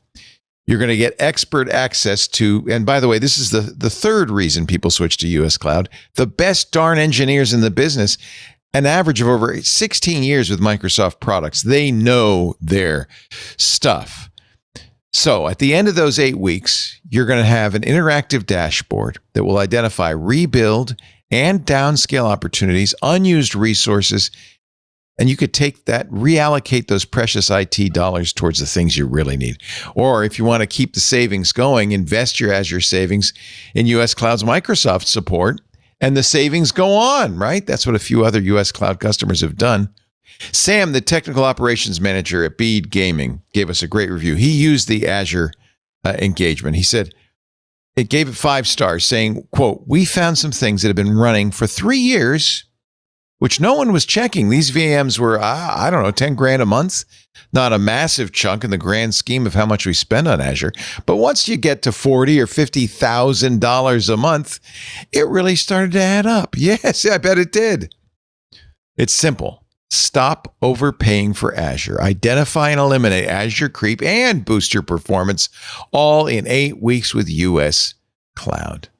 See, this is why you need US Cloud on your team. Visit uscloud.com. Book a call today to find out how much your team can save. That's uscloud.com to book a call today and get faster Microsoft support for less. Faster and better. All from US Cloud. Those engineers, all US based, the best in the business. I said, how do you get such great engineers? They said, we give them great benefits. We pay them well. They love working for us. They'll love working for you. uscloud.com. Book a call today. So your article, Mike, wasn't the first thing I'd seen, actually, about the problems with CAPTCHAs. Yeah. I saw a European blog, prefix.eu, talking about ticketing. So this is a particular problem. There's a lot of scalpers going on, raising the prices of tickets. Companies that sell tickets really are trying to figure out a way to prevent these, bots from buying tickets at great capacity. He's got a little history of CAPTCHAs. Yeah. But he says there's a problem. there's no CAPTCHA out there right now that AI can't solve faster than a human can. Right. So, not to mention the accessibility issue, because you've got to make them accessible. Yeah. Well, researchers from ETH Zurich published a paper back in September that found that Google's reCAPTCHA version 2 could be solved by their AI 100% of the time. And humans hit about 71 to 85%. Right. So the bots do better with CAPTCHAs. At proving they're human. That's the test. Yes. Right? They're better at proving they're humans than humans are. And so it's obviously obsolete. Now, reCAPTCHA version 2 is what we're talking about. There's a reCAPTCHA version 3, which you never see because it's invisible and behind the scenes, but it's harder and more expensive to implement. I see it occasionally. That's the one where you get the checkbox from no, Google or from... oh, that's not it. Well, both the checkbox and the, show me the buses, identify No, I'm not talking about that where you have to do anything. Just the one that says, are you human? And you go, yeah. That's also version 2. Oh. So both the checkbox and the mailbox. Because it's using what it knows about you to say, yeah, you're not acting like a human. But this is the most common kind because it's 200 million people a day use these. I hate the damn motorcycles thing. I can't find another bridge to save my life. They also don't know what a motorcycle is. Like a Vespa is not a motorcycle. Anyway, I just hate those. Yeah. I also, by the way, feel like I'm training AI every time I use it. Yes, you feel that way because you are training AI. That's what it is. It's unpaid labor, and in fact, a study by University of California at Irvine found that that users collectively spent 819 million hours, and that's approximately $6.1 billion in wages that they never paid. So basically, you're a slave to the Google, AI training and visual machine learning. Yeah, and you can't get around it. Can't get around. Well, what's CAPTCHA 3? V3. CAPTCHA 3 is invisible, so it just basically looks at behavior. You don't actually see that one. So you never even have a checkbox. It just knows. Exactly. But even websites that use CAPTCHA 3 often use CAPTCHA 2 also as a fallback because CAPTCHA 3 is more difficult, it's more expensive, it's harder for people. It can also give false negatives. It can say you're a robot when you're not because you've never been to that site before, or you're not behaving like a human all the time. Exactly. And I find CAPTCHA 2 to be particularly vexing because basically what I do all day is I open websites and read stuff, and I'm also abroad. So in Europe, I'll use a VPN. I typically keep it running because I have to go to my bank. I have to do all these things where I have to pretend like I'm in the United States. And it considers using a VPN to be suspicious behavior and will therefore throw up more CAPTCHAs. Right. So it's like, I have spent so much money to have a super fast computer that doesn't slow me down when I'm doing my thing. And then here Google is saying, here, find the scooters, right? And I just want to strangle their scrawny little necks. And it's quite vexing and it's obsolete. And so I think it's good that we need to move beyond CAPTCHAs. We haven't yet. Well, how? But what do you propose in its place? Don't we need to distinguish? Maybe not. Maybe with MCP and A2A out now, we don't need to distinguish between bots and humans. But that's the thing. We've set up a thing that's designed to prevent bots, but bots are better at getting past that system than we are. So it's obsolete. Throw it away. It's useless now. We live in a new era where AI can just blow past this stuff. And in fact, if you recall, the first indication that there was a problem was when somebody gave some AI, remember this a couple of years ago, they gave AI a problem and it hired a human to go click the checkbox. Right? So because we're cheap. Exactly. Anyway, so it's obsolete and terrible, and we need something else. You know what else is obsolete and terrible, and we are getting rid of it? The penny. Yes. The Trump, when he came into office, ordered, and one of his many executive orders, ordered the mint to stop making pennies. The reason is it costs 3.7 cents to make a penny. Most pennies end up in your drawer or in your car seats or anywhere but in the actual circulation. Treasury lost $85 million making pennies last year. So they said, all right, we're going to stop making pennies when we run out of those blanks. By the way, there's only one company in the world that makes the Zinc blanks that pennies are made out of. And they're the ones who've been keeping the penny alive all this time. They actually have a website to save the penny because it's their business. Let me see if I can find it. It was like, what I don't understand Artisan Zinc, ARTAZN Zinc. Yeah. They're gonna have to find new business. Yeah, I don't know. You know, it's like, is $85 million a lot of money? Yeah, but what do we really need pennies for? Well, I mean, so people can have flexibility in their pricing for little mom and pop shops that they don't want to round up or round down 5 cents. They want to charge $1.23 for something. Should they not be able to do that? But Mike, honest to God, and maybe this is a coastal thing, but like, who's using cash? Oh, I wish we could eliminate cash. There's the other thing. It's like there's this sort of conspiracy of circumstance that's essentially making cash illegal or unusable, right? Which makes everything digital, which makes everything kind of vulnerable, right? And makes it more expensive because everything So under $5. Yeah. You need where are you located? Brooklyn. Brian? Okay, Brooklyn. so you're on the same coast as me. So I'm in the South, and we always get cash in the summer. We get a stash of cash. You want to know why?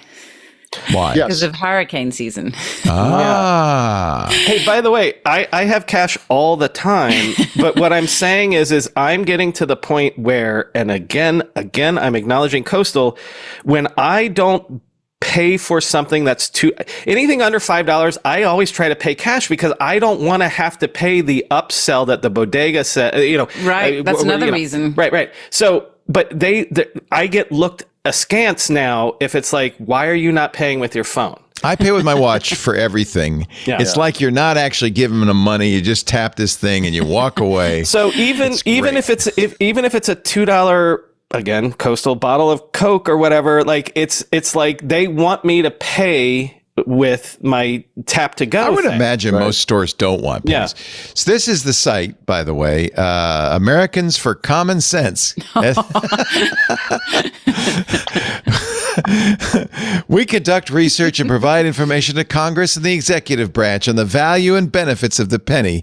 It's paid for, of course, by Artisan, the company, the one company in all of America that makes the blanks that fuel this whole thing. And Americans for Common Sense at pennies.org has lost the battle.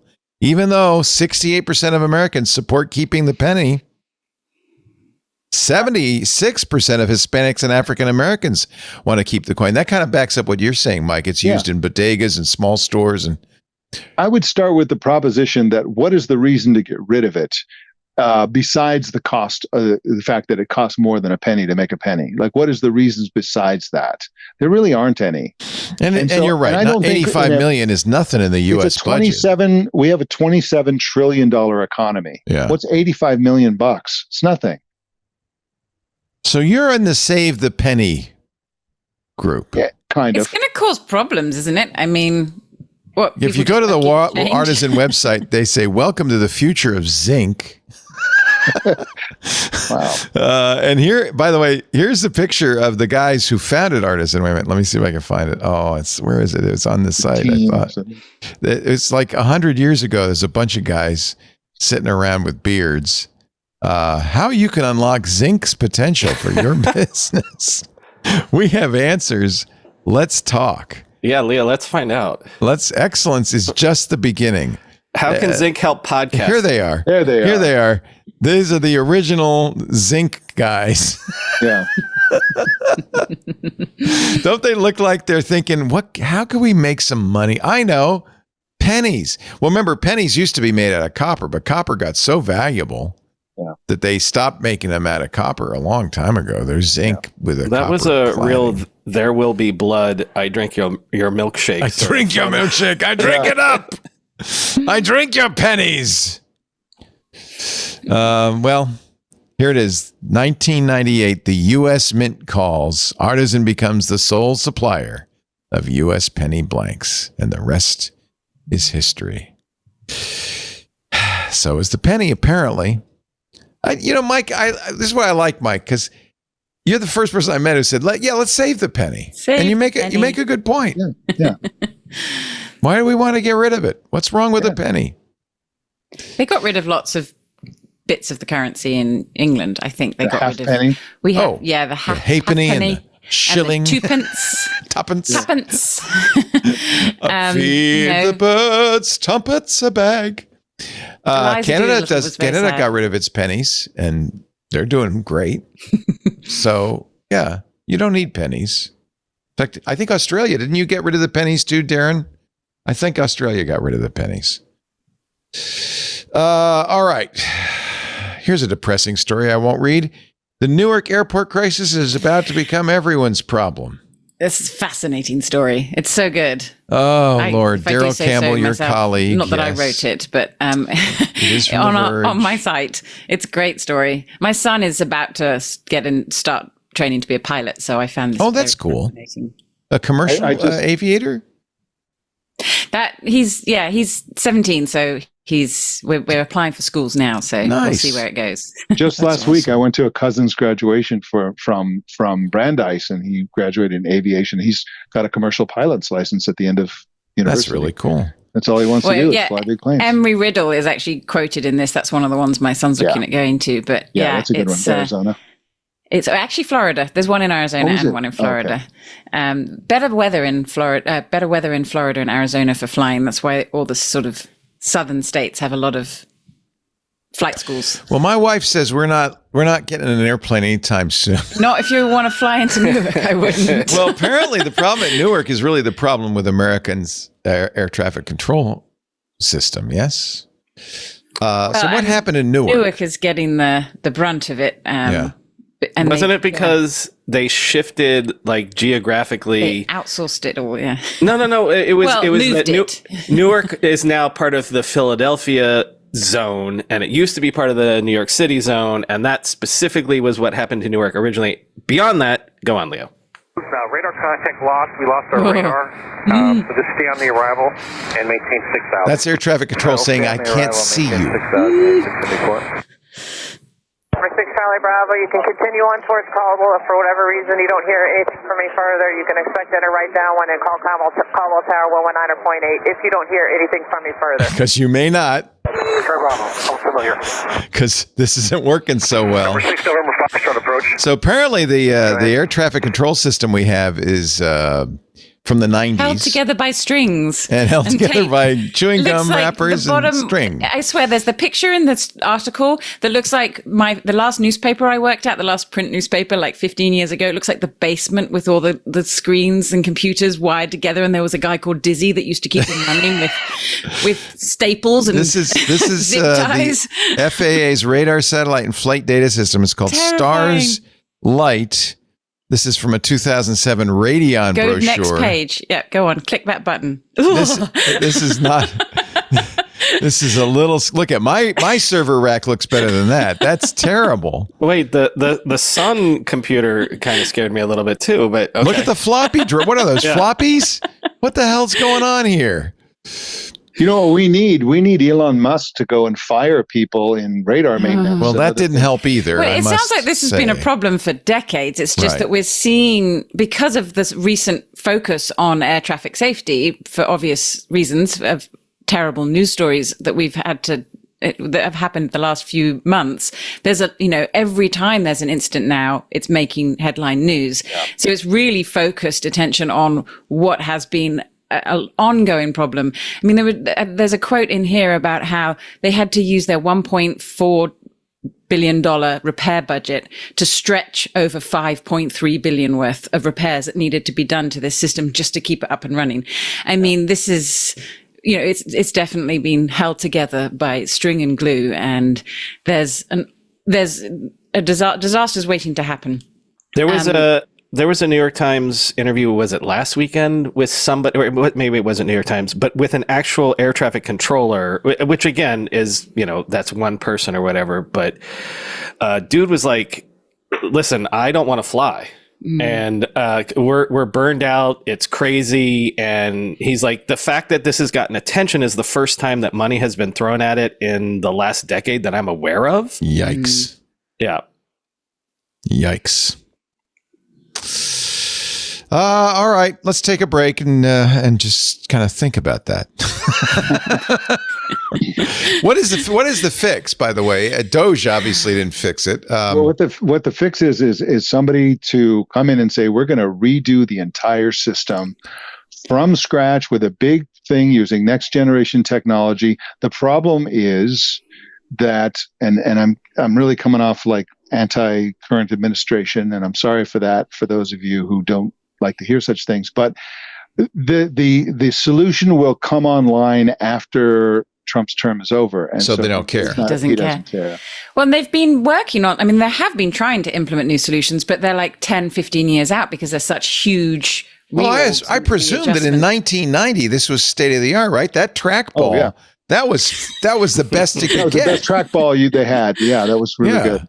Those floppies are the fastest floppies. We've done it before.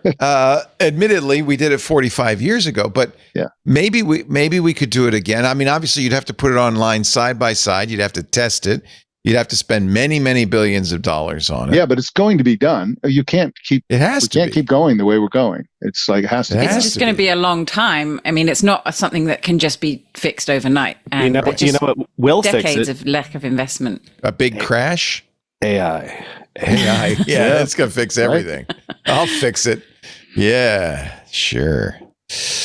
All right, I want to take one more break. There are still so many stories. For instance, Pocket went out of business, which is sad. I liked Pocket. And then Kevin Rose says, I'll buy it. Kevin, of course, bought Dig back from the people who bought Dig, Kevin and Alexis Ohanian. It's funny because Kevin founded Dig in the beginning. We know Kevin from our shows, of course. Alexis Ohanian founded a Dig competitor later called Reddit. Together, they're kind of exhuming Dig and bringing it back. And then Kevin, just jumped on it. He said, "We love Pocket at Dig. Happy to take it over." So we'll see. We'll see what happens. It's funny. I did not know this, but Peter Rojas, who's also been on this show many times. He was the founder of Gizmodo and Engadget. We had him on in those days. Is the senior vice president of new products at Mozilla. I didn't even know that. So Mozilla is the one shutting down, sunsetting Pocket. But they haven't relaunched Dig, right? I paid $5 or something. You fell for it, did you? I did, yeah. But so, is new Dig here? I haven't been told. No, Dig is not here. You paid $5 to participate in their Discord or whatever. Yeah, planning for the new Dig. That's it. Yeah, why not? Hey, Leo, I'm in the news business, right? I gotta know these things, which apparently I don't. Well, yeah. What do you know? What have you learned for your $5? Nothing yet. Will you let me know when it happens?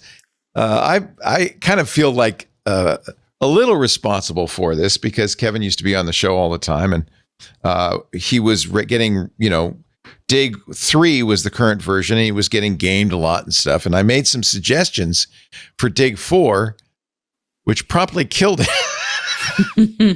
And I even have a shirt that said I killed Dig 4, but I'm responsible, but I don't know if I am. Anyway, I have some interest. I did for the Internet History Podcast interview an engineer that also claimed they were involved in that, and it was a catastrophe. Yeah. Yeah, I don't think it was really my fault. No, I don't think. I'm trying to let you off the hook. I do have the T-shirt though. It's a good shirt though. More to come in just a bit, but first a word from our sponsor, Storyblock. Oh, if you have ever used, and I'm talking mostly at enterprises here, a legacy CMS.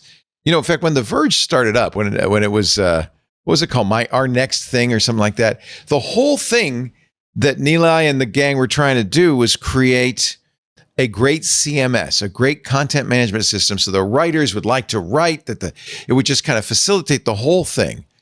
Unfortunately, most enterprises are struggling with legacy CMSs that promise enterprise grade features, but what do you get? Slow, clunky systems that need developer support even for the smallest update.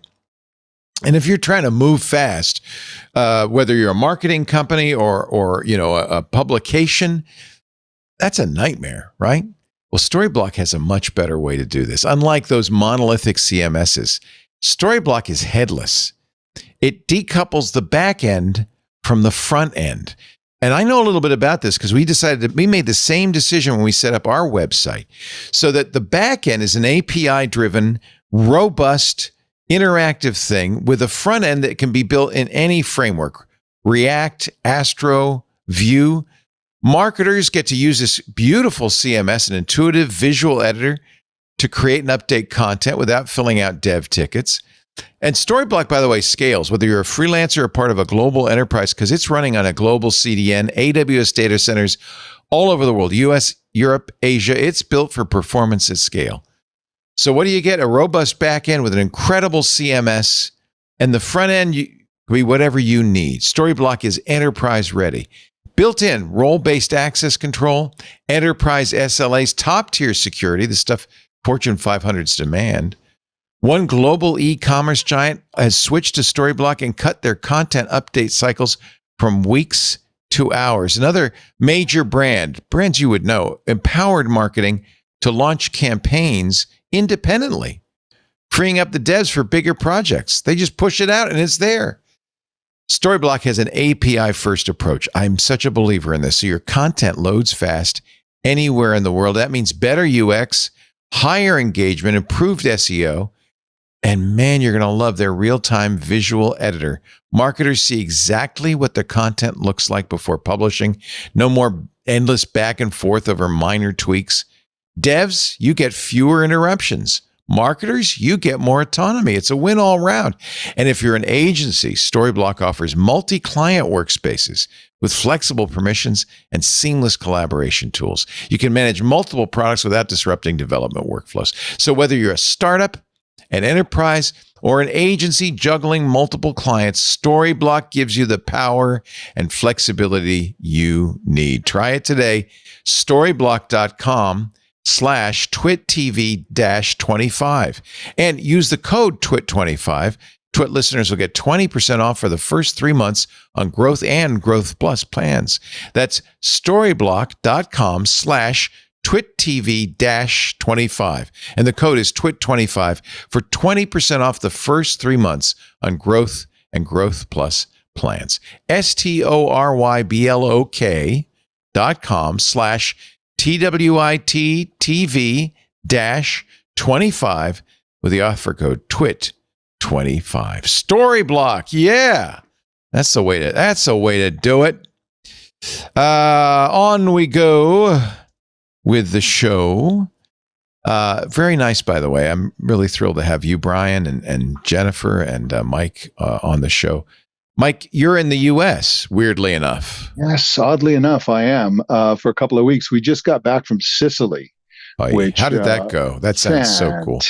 So for those who don't know, Mike and Amira do these incredible gastro nomad adventures.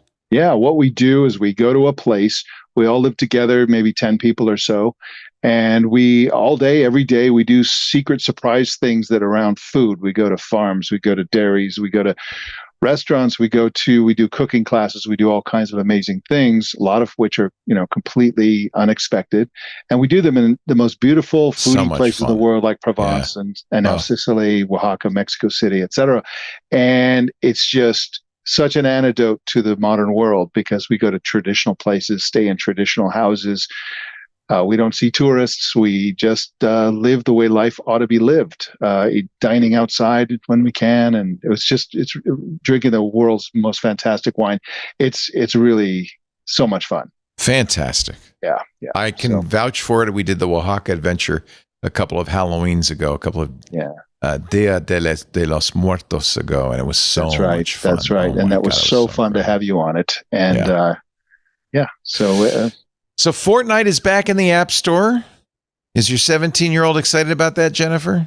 He's 17, so no. Oh, he's past Fortnite. Yes. Oh, really? Fortnite is like the 9, 10, 11. You're kidding, really? Okay. I feel so old. He gave up on Fortnite probably about 3 years ago. We've talked about this before, but what he went to, but I'm too ashamed as a parent, so I'm not going to say it. Wait, well, I need to know because I've got younger kids. Was it Call of Duty? No, Grand Theft Auto. Oh, he's got to be excited because Grand Theft Auto 6 comes out in a year. Yeah. I know, so excited. He'll be in college, though, so he probably won't be playing video games. Oh, so you can guarantee a drop in grades that month. Well, that's good. All right, just something to look forward to. I love your optimism, though. He'll be in college. He won't be playing video games. No, he'll have grown out of it by then. Oh, no, yes, I think he will, honestly, because he'll be flying real planes, so he won't have to. That's true. That's more fun, isn't it? Yeah, but hey, listen. And that's what got him into the pilot was Microsoft Simulator, Flight Simulator. Yeah. That's interesting. I know. It was so much fun because my husband's so anti-tech, and he was like so upset about him getting into video games, even though we built his PC together. We tried to do it all. That's good. Yeah. And then it's the old adage that we all heard growing up. Playing video games, you'll just rot your brain. It'll get you nowhere. And now we're all hugely successful in tech. But now, it's interesting to see the next generation, what they're going to take away from the experiences they've had, the creator kind of economy. I know your son, Leo, has taken a new path that's based around social media. I feel like he was very lucky. I mean, I wouldn't recommend this path to anybody. But it does open, it's interesting to Sandwich mogul. But I'm excited that he, that's what inspired him to become, one of the things that inspired him to become a pilot. There were That's some really other cool. things, Yeah. Yeah. John C. Dvorak used to say his kids were better drivers and did better on the driver's test because they played driving games when they were young. I'm not sure I bought that. But simulator is very accurate. I mean, that's an intentionally very accurate way to fly. Hey, listen, as a 47-year-old, I'm more excited about the new Mario Kart than anything. Did you order a Switch too? Absolutely. Are you going to get it on the? Well, not only that, all of my friends from high school, all the other 47-year-olds, all we care about is Mario Kart. So, I have not ordered a Switch 2 because I can't figure out how to get through the. No, I put in with Nintendo. I don't have one yet, but in fact, you'll have it in a week soon, right? But they haven't even sent me the email yet. They're supposed to, because by the way, all of my stupid 47-year-old high school friends play Mario Kart online all the time, and we're supposed to be grandfathered in for having played online all the time. But yeah, because you have to have 50 hours of online Switch play. Leo, believe me, you got that, huh? I played during COVID. I played what's that silly game? But for Animal Crossing. Animal Crossing. Animal Crossing for most of the first year of COVID. But I don't know if that's going to count towards my 50 hours. No, because you got to be online with other people. Yeah. Oh, you do. Oh, yeah. Because I asked I put in, but I haven't gotten an email, so I don't know what the story I guess is. Fortnite must still be the big hot thing for the younger. It's funny because Apple at first refused Epic's application to put Fortnite back in the store, and the judge said, "Okay, first of all, you don't need me to work this out, but if you don't work this out in a week, I want the name of the person who's responsible for keeping this from the store." Within 24 hours, Fortnite was on the store. So I guess Apple realized that they were running a pretty hefty risk. I don't think Tim Cook's name would have been on that list. Speaking of gaming, Gabe Newell, the founder, the CEO of Valve, has decided that he doesn't want to let Elon do this picture. This picture's really wild. He doesn't want Elon to have all the brain implants, so he has a Neuralink competitor. Here's I hope publicity still of Gabe Newell getting a hole drilled in his head with what looks like a Black & Decker drill. Anyway, it does say in the caption that it was staged. Oh, thank God. Pretends to get a hole drilled in his head. It's not so far-fetched, though. Elon's Neuralink had a robot that would drill a hole in your head and implant the thing, the electrodes. Now, we make fun of it, but it's also, at least in Elon's case, it was used to help a paraplegic be able to communicate. So, I mean, there's some valuable uses for this for accessibility. This is the AI device that Johnny Ive and Sam Altman will come up No, I hope not. Anyway, Embed it in Gabe's our company is brains. called Starfish Neuroscience, and they plan to produce their very first brain chip later this year. Okay. AI. I actually like this idea. Infrared contact lenses that let you see in the dark, even with your eyes closed, because it's not sensing light, visible light, sensing infrared radiation. It's light, but it's not visible. Unlike night vision goggles, they don't need to be powered. This is from the journal Cell. And they let the wearer perceive multiple infrared wavelengths. And because they're transparent, they're also heads-up displays. You can see both infrared and visible light simultaneously. Although the infrared works better with your eyes closed. How about that? Wait, what? Wow. That's just, wow. Is that wild? It's pretty wild. Because I guess it goes through your eyelids. Wait, say that again. It goes right through your eyelids. So you can see with your eyes closed. Yeah, the eyes, closing your eyelids eliminates the visible light, most of it. But the infrared, I guess, still goes through. Wow. Our research opens the potential for non-invasive wearable devices to give people supervision. They did promise us self-driving cars and maybe X-ray vision. They use nanoparticles that absorb infrared light and convert it into visible wavelengths. That's a really wild idea. I mean, I don't know what you're going to do with this, but imagine at some point you could have put in contacts that would let you see in the dark. I can think of things you could do with that, but military mostly. But yeah, I guess if you're seeing infrared, what you'll see is heat. Yeah, and so you'll see animals and humans moving around. You won't be able to see walls. What if you slept with these in? You had your eyes closed and you great still dreams. It'd be like sleeping with your eyes open, wouldn't it? Yeah, I guess. Wow. Now, we're still a little ways away from this being usable. The contact lenses currently can only work with radiation projected from an LED light source, but they're working to increase sensitivity so they can detect. So it has to be pretty bright infrared light. Anyway, I thought that was cool. Fascinating. Yeah. Science, you know? Science! Eyes closed. Well, smart Speaking of contact science, lenses, your exciting. spit is going to Regeneron. All right. Regeneron Pharmaceuticals Speaking of is keeping your data private. yeah, actually, you might surprise you, but I deleted my data from 23andMe. And it turns out I probably didn't need to because the court appointed a privacy ombudsman, and Regeneron Pharmaceuticals, which has acquired 23andMe, which filed for bankruptcy in March for a surprising $256 million, says they will continue to offer DNA testing. But I think they also are interested, as any pharmaceutical company would be, in the data itself, not in your individual data, but in the connections between various genetic traits and physical issues and so forth. Is there a meaningful difference? Have we learned that all data can be... Well, yes, which is why people were concerned. It's why I deleted my spit. But, they're actually, I read it. So they say don't worry. That's what they say. Don't worry. Regeneron uses DNA for research, has developed treatments to prevent blindness, asthma, several forms of cancer, Ebola, and COVID-19. They said purchase of 23andMe will strengthen its research into new drugs to treat serious diseases. Did you read, by the way, the article in the New Yorker about Chinese babies and adoption? This might have been a brand new article. I didn't put it in the rundown, but it's related to this.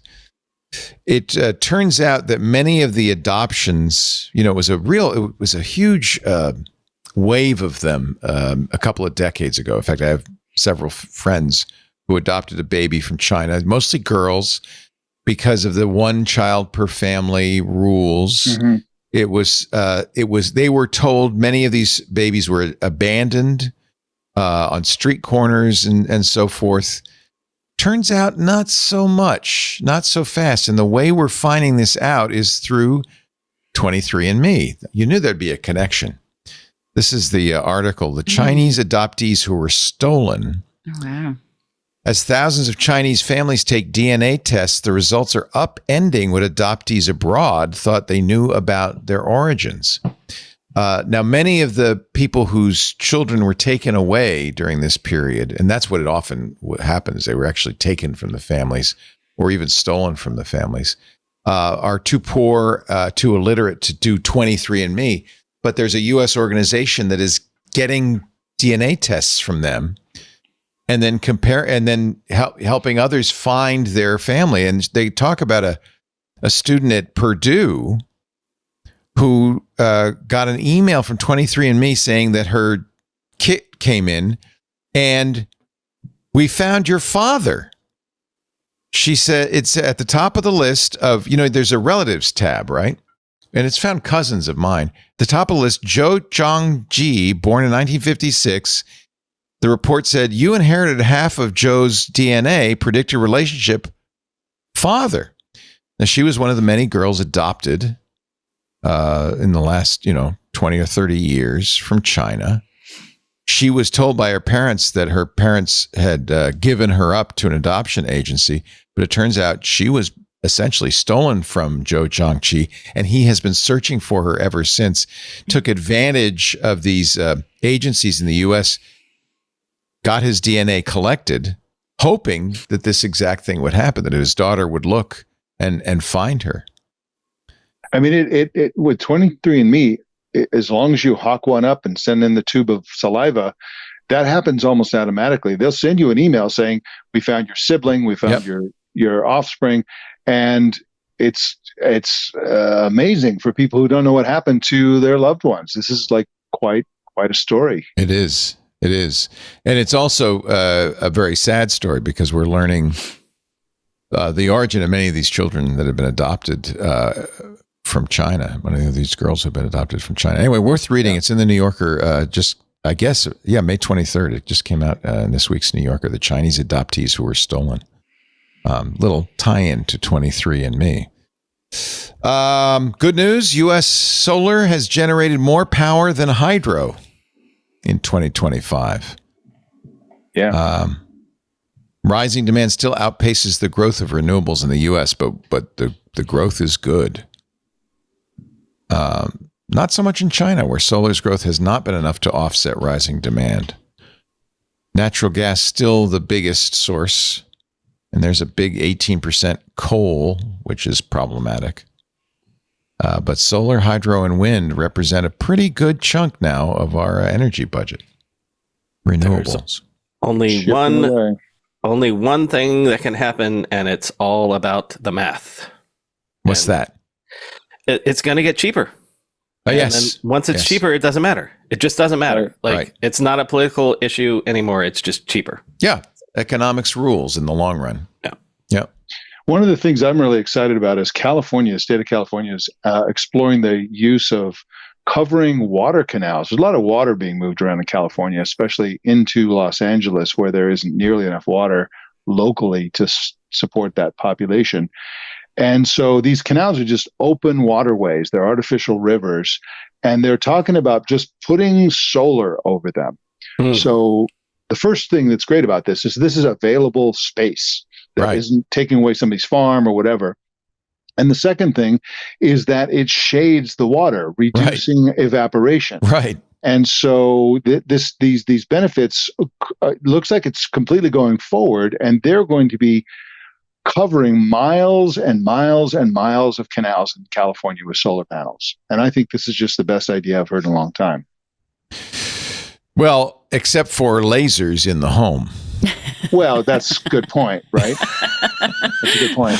Jennifer Pattison Tui says, I let lasers power my smart home and I don't want to go back. Jennifer, I want you to know I did this story on my podcast this week. Oh, so you did? I did, yes. I didn't know you were on the show this week. So no, why don't you Tell us about the story. Tell Jennifer what happened. Guess what? If you have lasers that shoot at things, then you don't have to worry about them being recharged if you have lasers shooting at the things. Wait a minute. Is What? that accurate? That's it. No. That's accurate. Is this the long dreamed of Yes, this is it. charging This is it. wirelessly through the air thing? Wireless power. It's in my home. It works? It works. Yes. Wait, Lee, you It's so didn't know about exciting. this? I'm so excited about this. Well, I might have seen the article. Yeah, okay. But go ahead. Tell me all about it. Yes. So it's a company called YCharge. They first launched many years ago at CES. I think it was 2018. I remember seeing him. Yeah. Yeah? I'm thinking Yeah? this is stupid. I thought it's not possible to send enough juice. This thing takes 15 watts to charge. How are you going to send that through the air? This is the key for the smart home. Is the smart home has many low-powered, battery-powered devices, low energy use battery-powered devices, like smart door locks, which was what I was testing in this article. This is actually a consumer product that you can buy. It's the Alfred Smart Lock, and it's in. If you scroll back up to that picture, you can see. Yeah, the right door. now I have to take the batteries out of my lock every once in a while. Right, And put new and ones in. and so this is, the use case right now is this door lock, and if you zoom in on the picture, you can see the 700 sensors on my door, and you can laugh at me. But at the top there is keep going. There you go. Oh my God! What are you doing? The life of a smart home reviewer. My! It looks like there's an eruption of some kind. Some sort of skin disease happening to your door. But that's beside the point. But I just might make you laugh. But the door lock itself has a modified receiver on the back, which is a modified photovoltaic panel on this part. On this part. So at the top, you see how it's a little chunky on the top. Oops. There's a better picture of it further down in the story. I'm fascinated by all those sensors. Do you see the though thing you in have the on the top? door. Is that all for top? burglar alarms? What is that for? Yes, but the top. Oh, it'll charge your toothbrush too. Yes. Go back. Sorry, Anthony. But at the top there in that picture. Oh, this we were just picture. looking here. at. No. No. The one with the. No, this one here. Where? Sorry, this is great audio. There you go. Do you see the thing in the ceiling? There's so much to unpack in this so much photo. to take in my crazy Is house. that a laser? That is the YCharge device. It's mounted in a ceiling light panel. So a fixture, yeah. Fixture, thank you. Yeah. So you can just swap out an existing light and put this modified. So it's now dark in your ceiling entryway for everything except the lock, which is blinded by lasers. So, and what it's wireless power transfer. So it's transferring power to the back panel on the smart lock. And so I tested this lock for over a year. The first 9 months, I just used the device to power it. And it was, so if you're familiar with, if you have a smart lock, generally, if you're lucky, it will go about 6 months without needing to be replaced. That's how long my Akara goes before I have to put new some batteries it's in. more like 3. Some can go a bit longer, but it's annoying. It's an annoying thing to have to do to change the batteries out of your smart lock. It's not something that most people are used to doing with general locks, but so when you upgrade to a smart lock, it's an added annoyance. Anyway, is there anything else we should look at in your house that we've got? Talking about privacy. So there's all sorts of weird things. What are all going these sensors for? I test smart security systems, and then also those are all door monitors. Yeah, door contact sensors, and then also for things like when you open the doors, the lights turn on. You can use them for home automation. Yes. Yeah, I remember Stacey Higginbotham's family used to hate it. She was always all that. So the YCharge look at this. device, Can do the same thing with your toothbrush. Yes, so but you this need is a little not- base station and you have to have a light that's aimed at it, basically. So there is in the ceiling of that bathroom another one of those devices. So this is the downside, is that there aren't many products that work with this, but the idea being, especially in the smart home, there are so many low power devices. This is the lock. That's me, but no, I know we see you. This but is the lock, Yeah. and then there's another picture further down that shows the receiver on the back. There it is. There it is. So wait, is it universal? Is it shooting everywhere? I'm No. sorry if It's shooting at that thing. And then there's a lithium-ion battery, specially modified, in the back of the door lock. Because it's being trickle charged. It's not really getting a lot. How much power is transferred by the laser? So, well, it's got to be milliwatts. They didn't give. They're quite cagey about specific details for proprietary reasons, but they say the receiver is able to transmit. They have two different types that can transmit 100 to 300 milliwatts. Okay. To the device, to the lock, to the battery in there. So it's a trickle charge, yeah. It's a trickle charge, but it kept it at 100% for 9 months. So it never dropped. And then I tested it. I took it out and tried. Can you see the laser? Is it visible? You can't. And so when you walk through it, it immediately cuts off. So it's infrared, obviously, power. So don't wear those contacts with this, though. Yeah, I was thinking about that. Yeah. Wow. The issue is it's very expensive. It cost about $1,200 to install all of this in my house, and all it is charging is my lock.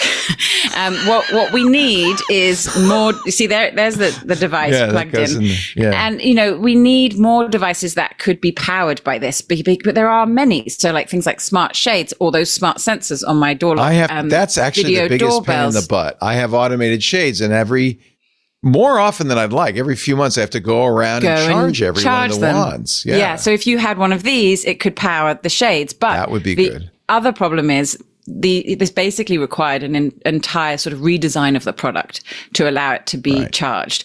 So there are still a lot of infrastructure issues that are preventing wireless power in our homes. Unfortunately, it's not like because it's the big difference from say key charging or Qi charging. Key charging is the kitchen wireless power standard, and then Qi charging, I'm sure most people are familiar with your phones.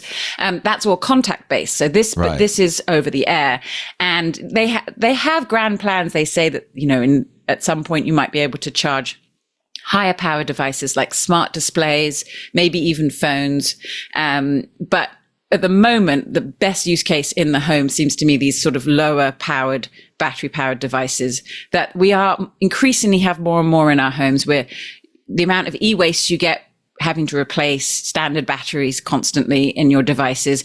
There's just, it's pie in the sky in terms of being able to actually buy products that work with it. This is the only commercial consumer product you can buy right now, which is the Alfred door lock, and you have to sign up for a special beta program to get the Y-Charge device. But I feel like the future, if there are more companies that would partner and use this type of power, it's exciting. I think it's exciting. It's unusual. Let's put it that way.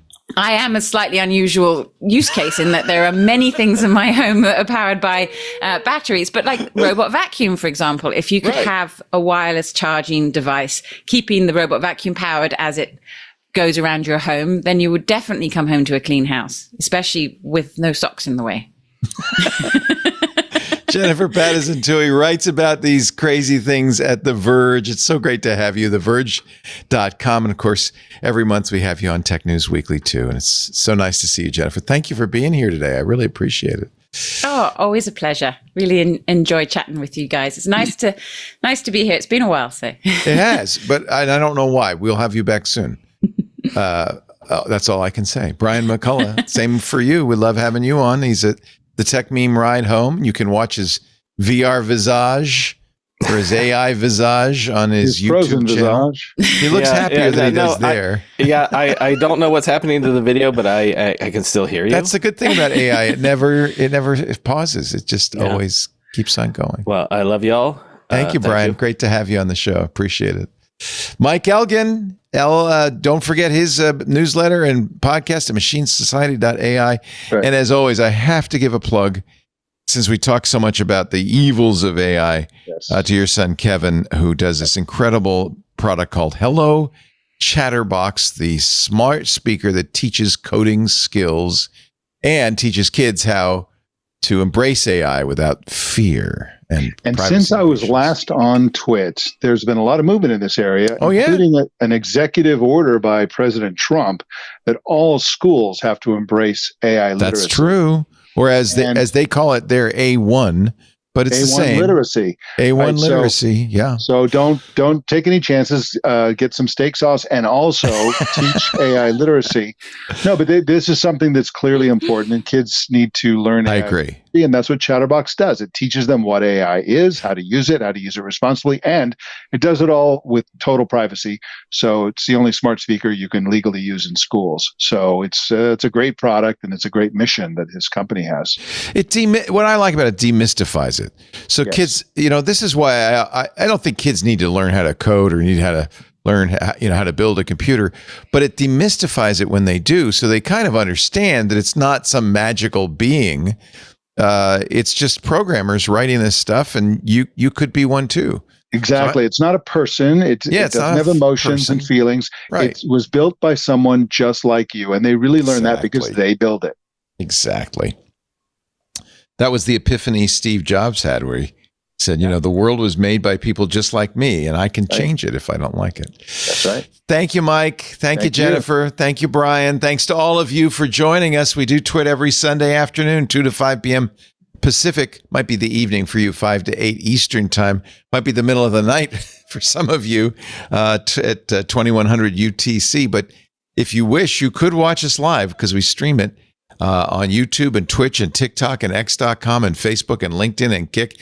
And if you're in the club, you get to watch the stream on Discord, because we also have a lovely Club TWiT Discord where you can hang out day and night, talk with our hosts, talk with each other, watch special programming. That's where we do the streams for the keynotes now, because we don't like being taken down, and Apple's done that to us a couple of times. So the WWDC keynote will be June 9th. Mike and I will do that in the club. We did the Google I/O keynote on Tuesday, the Microsoft Build keynote on Monday, all in the club. Plus special events like Stacy's Book Club, the AI user group that meets the first Friday of every month. That's coming up pretty soon.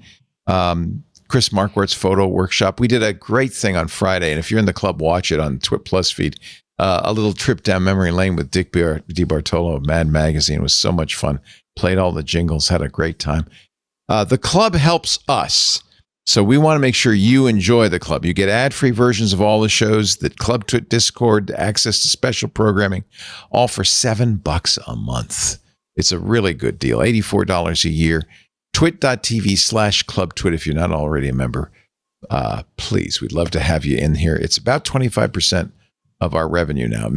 It's a significant portion of what we need to make to keep going. And so thank you very much for your participation. We appreciate it. twit.tv/clubtwit. After the fact, of course, the show is a podcast, ad-supported, so you can get the ad-supported versions on our website, twit.tv. There's a YouTube channel. There's actually a dedicated YouTube channel for almost all of our shows where you can see the video. Great way to share clips also with friends and family. But the best way to watch or listen to TWiT is to subscribe to the audio or the video in your favorite podcast player. If you do that, would you do me a favor? Please leave a 5-star review supporting the show, because that helps us not only gain audience, but it helps us with advertisers, helps us with everybody. Just 5 stars. You don't have to write a review unless you feel like it, unless you're otherwise moved.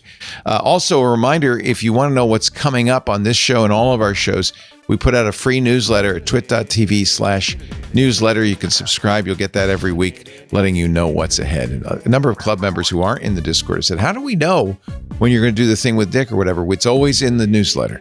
So subscribe to that, and you'll always be up to date. twit.tv/newsletter. Thanks for joining me, everybody. I hope you enjoyed the show. I certainly did. We'll see you next week. Meanwhile, as I've said for 20 years now, in our 21st year, another TWiT is in the can. See you later. Amazing.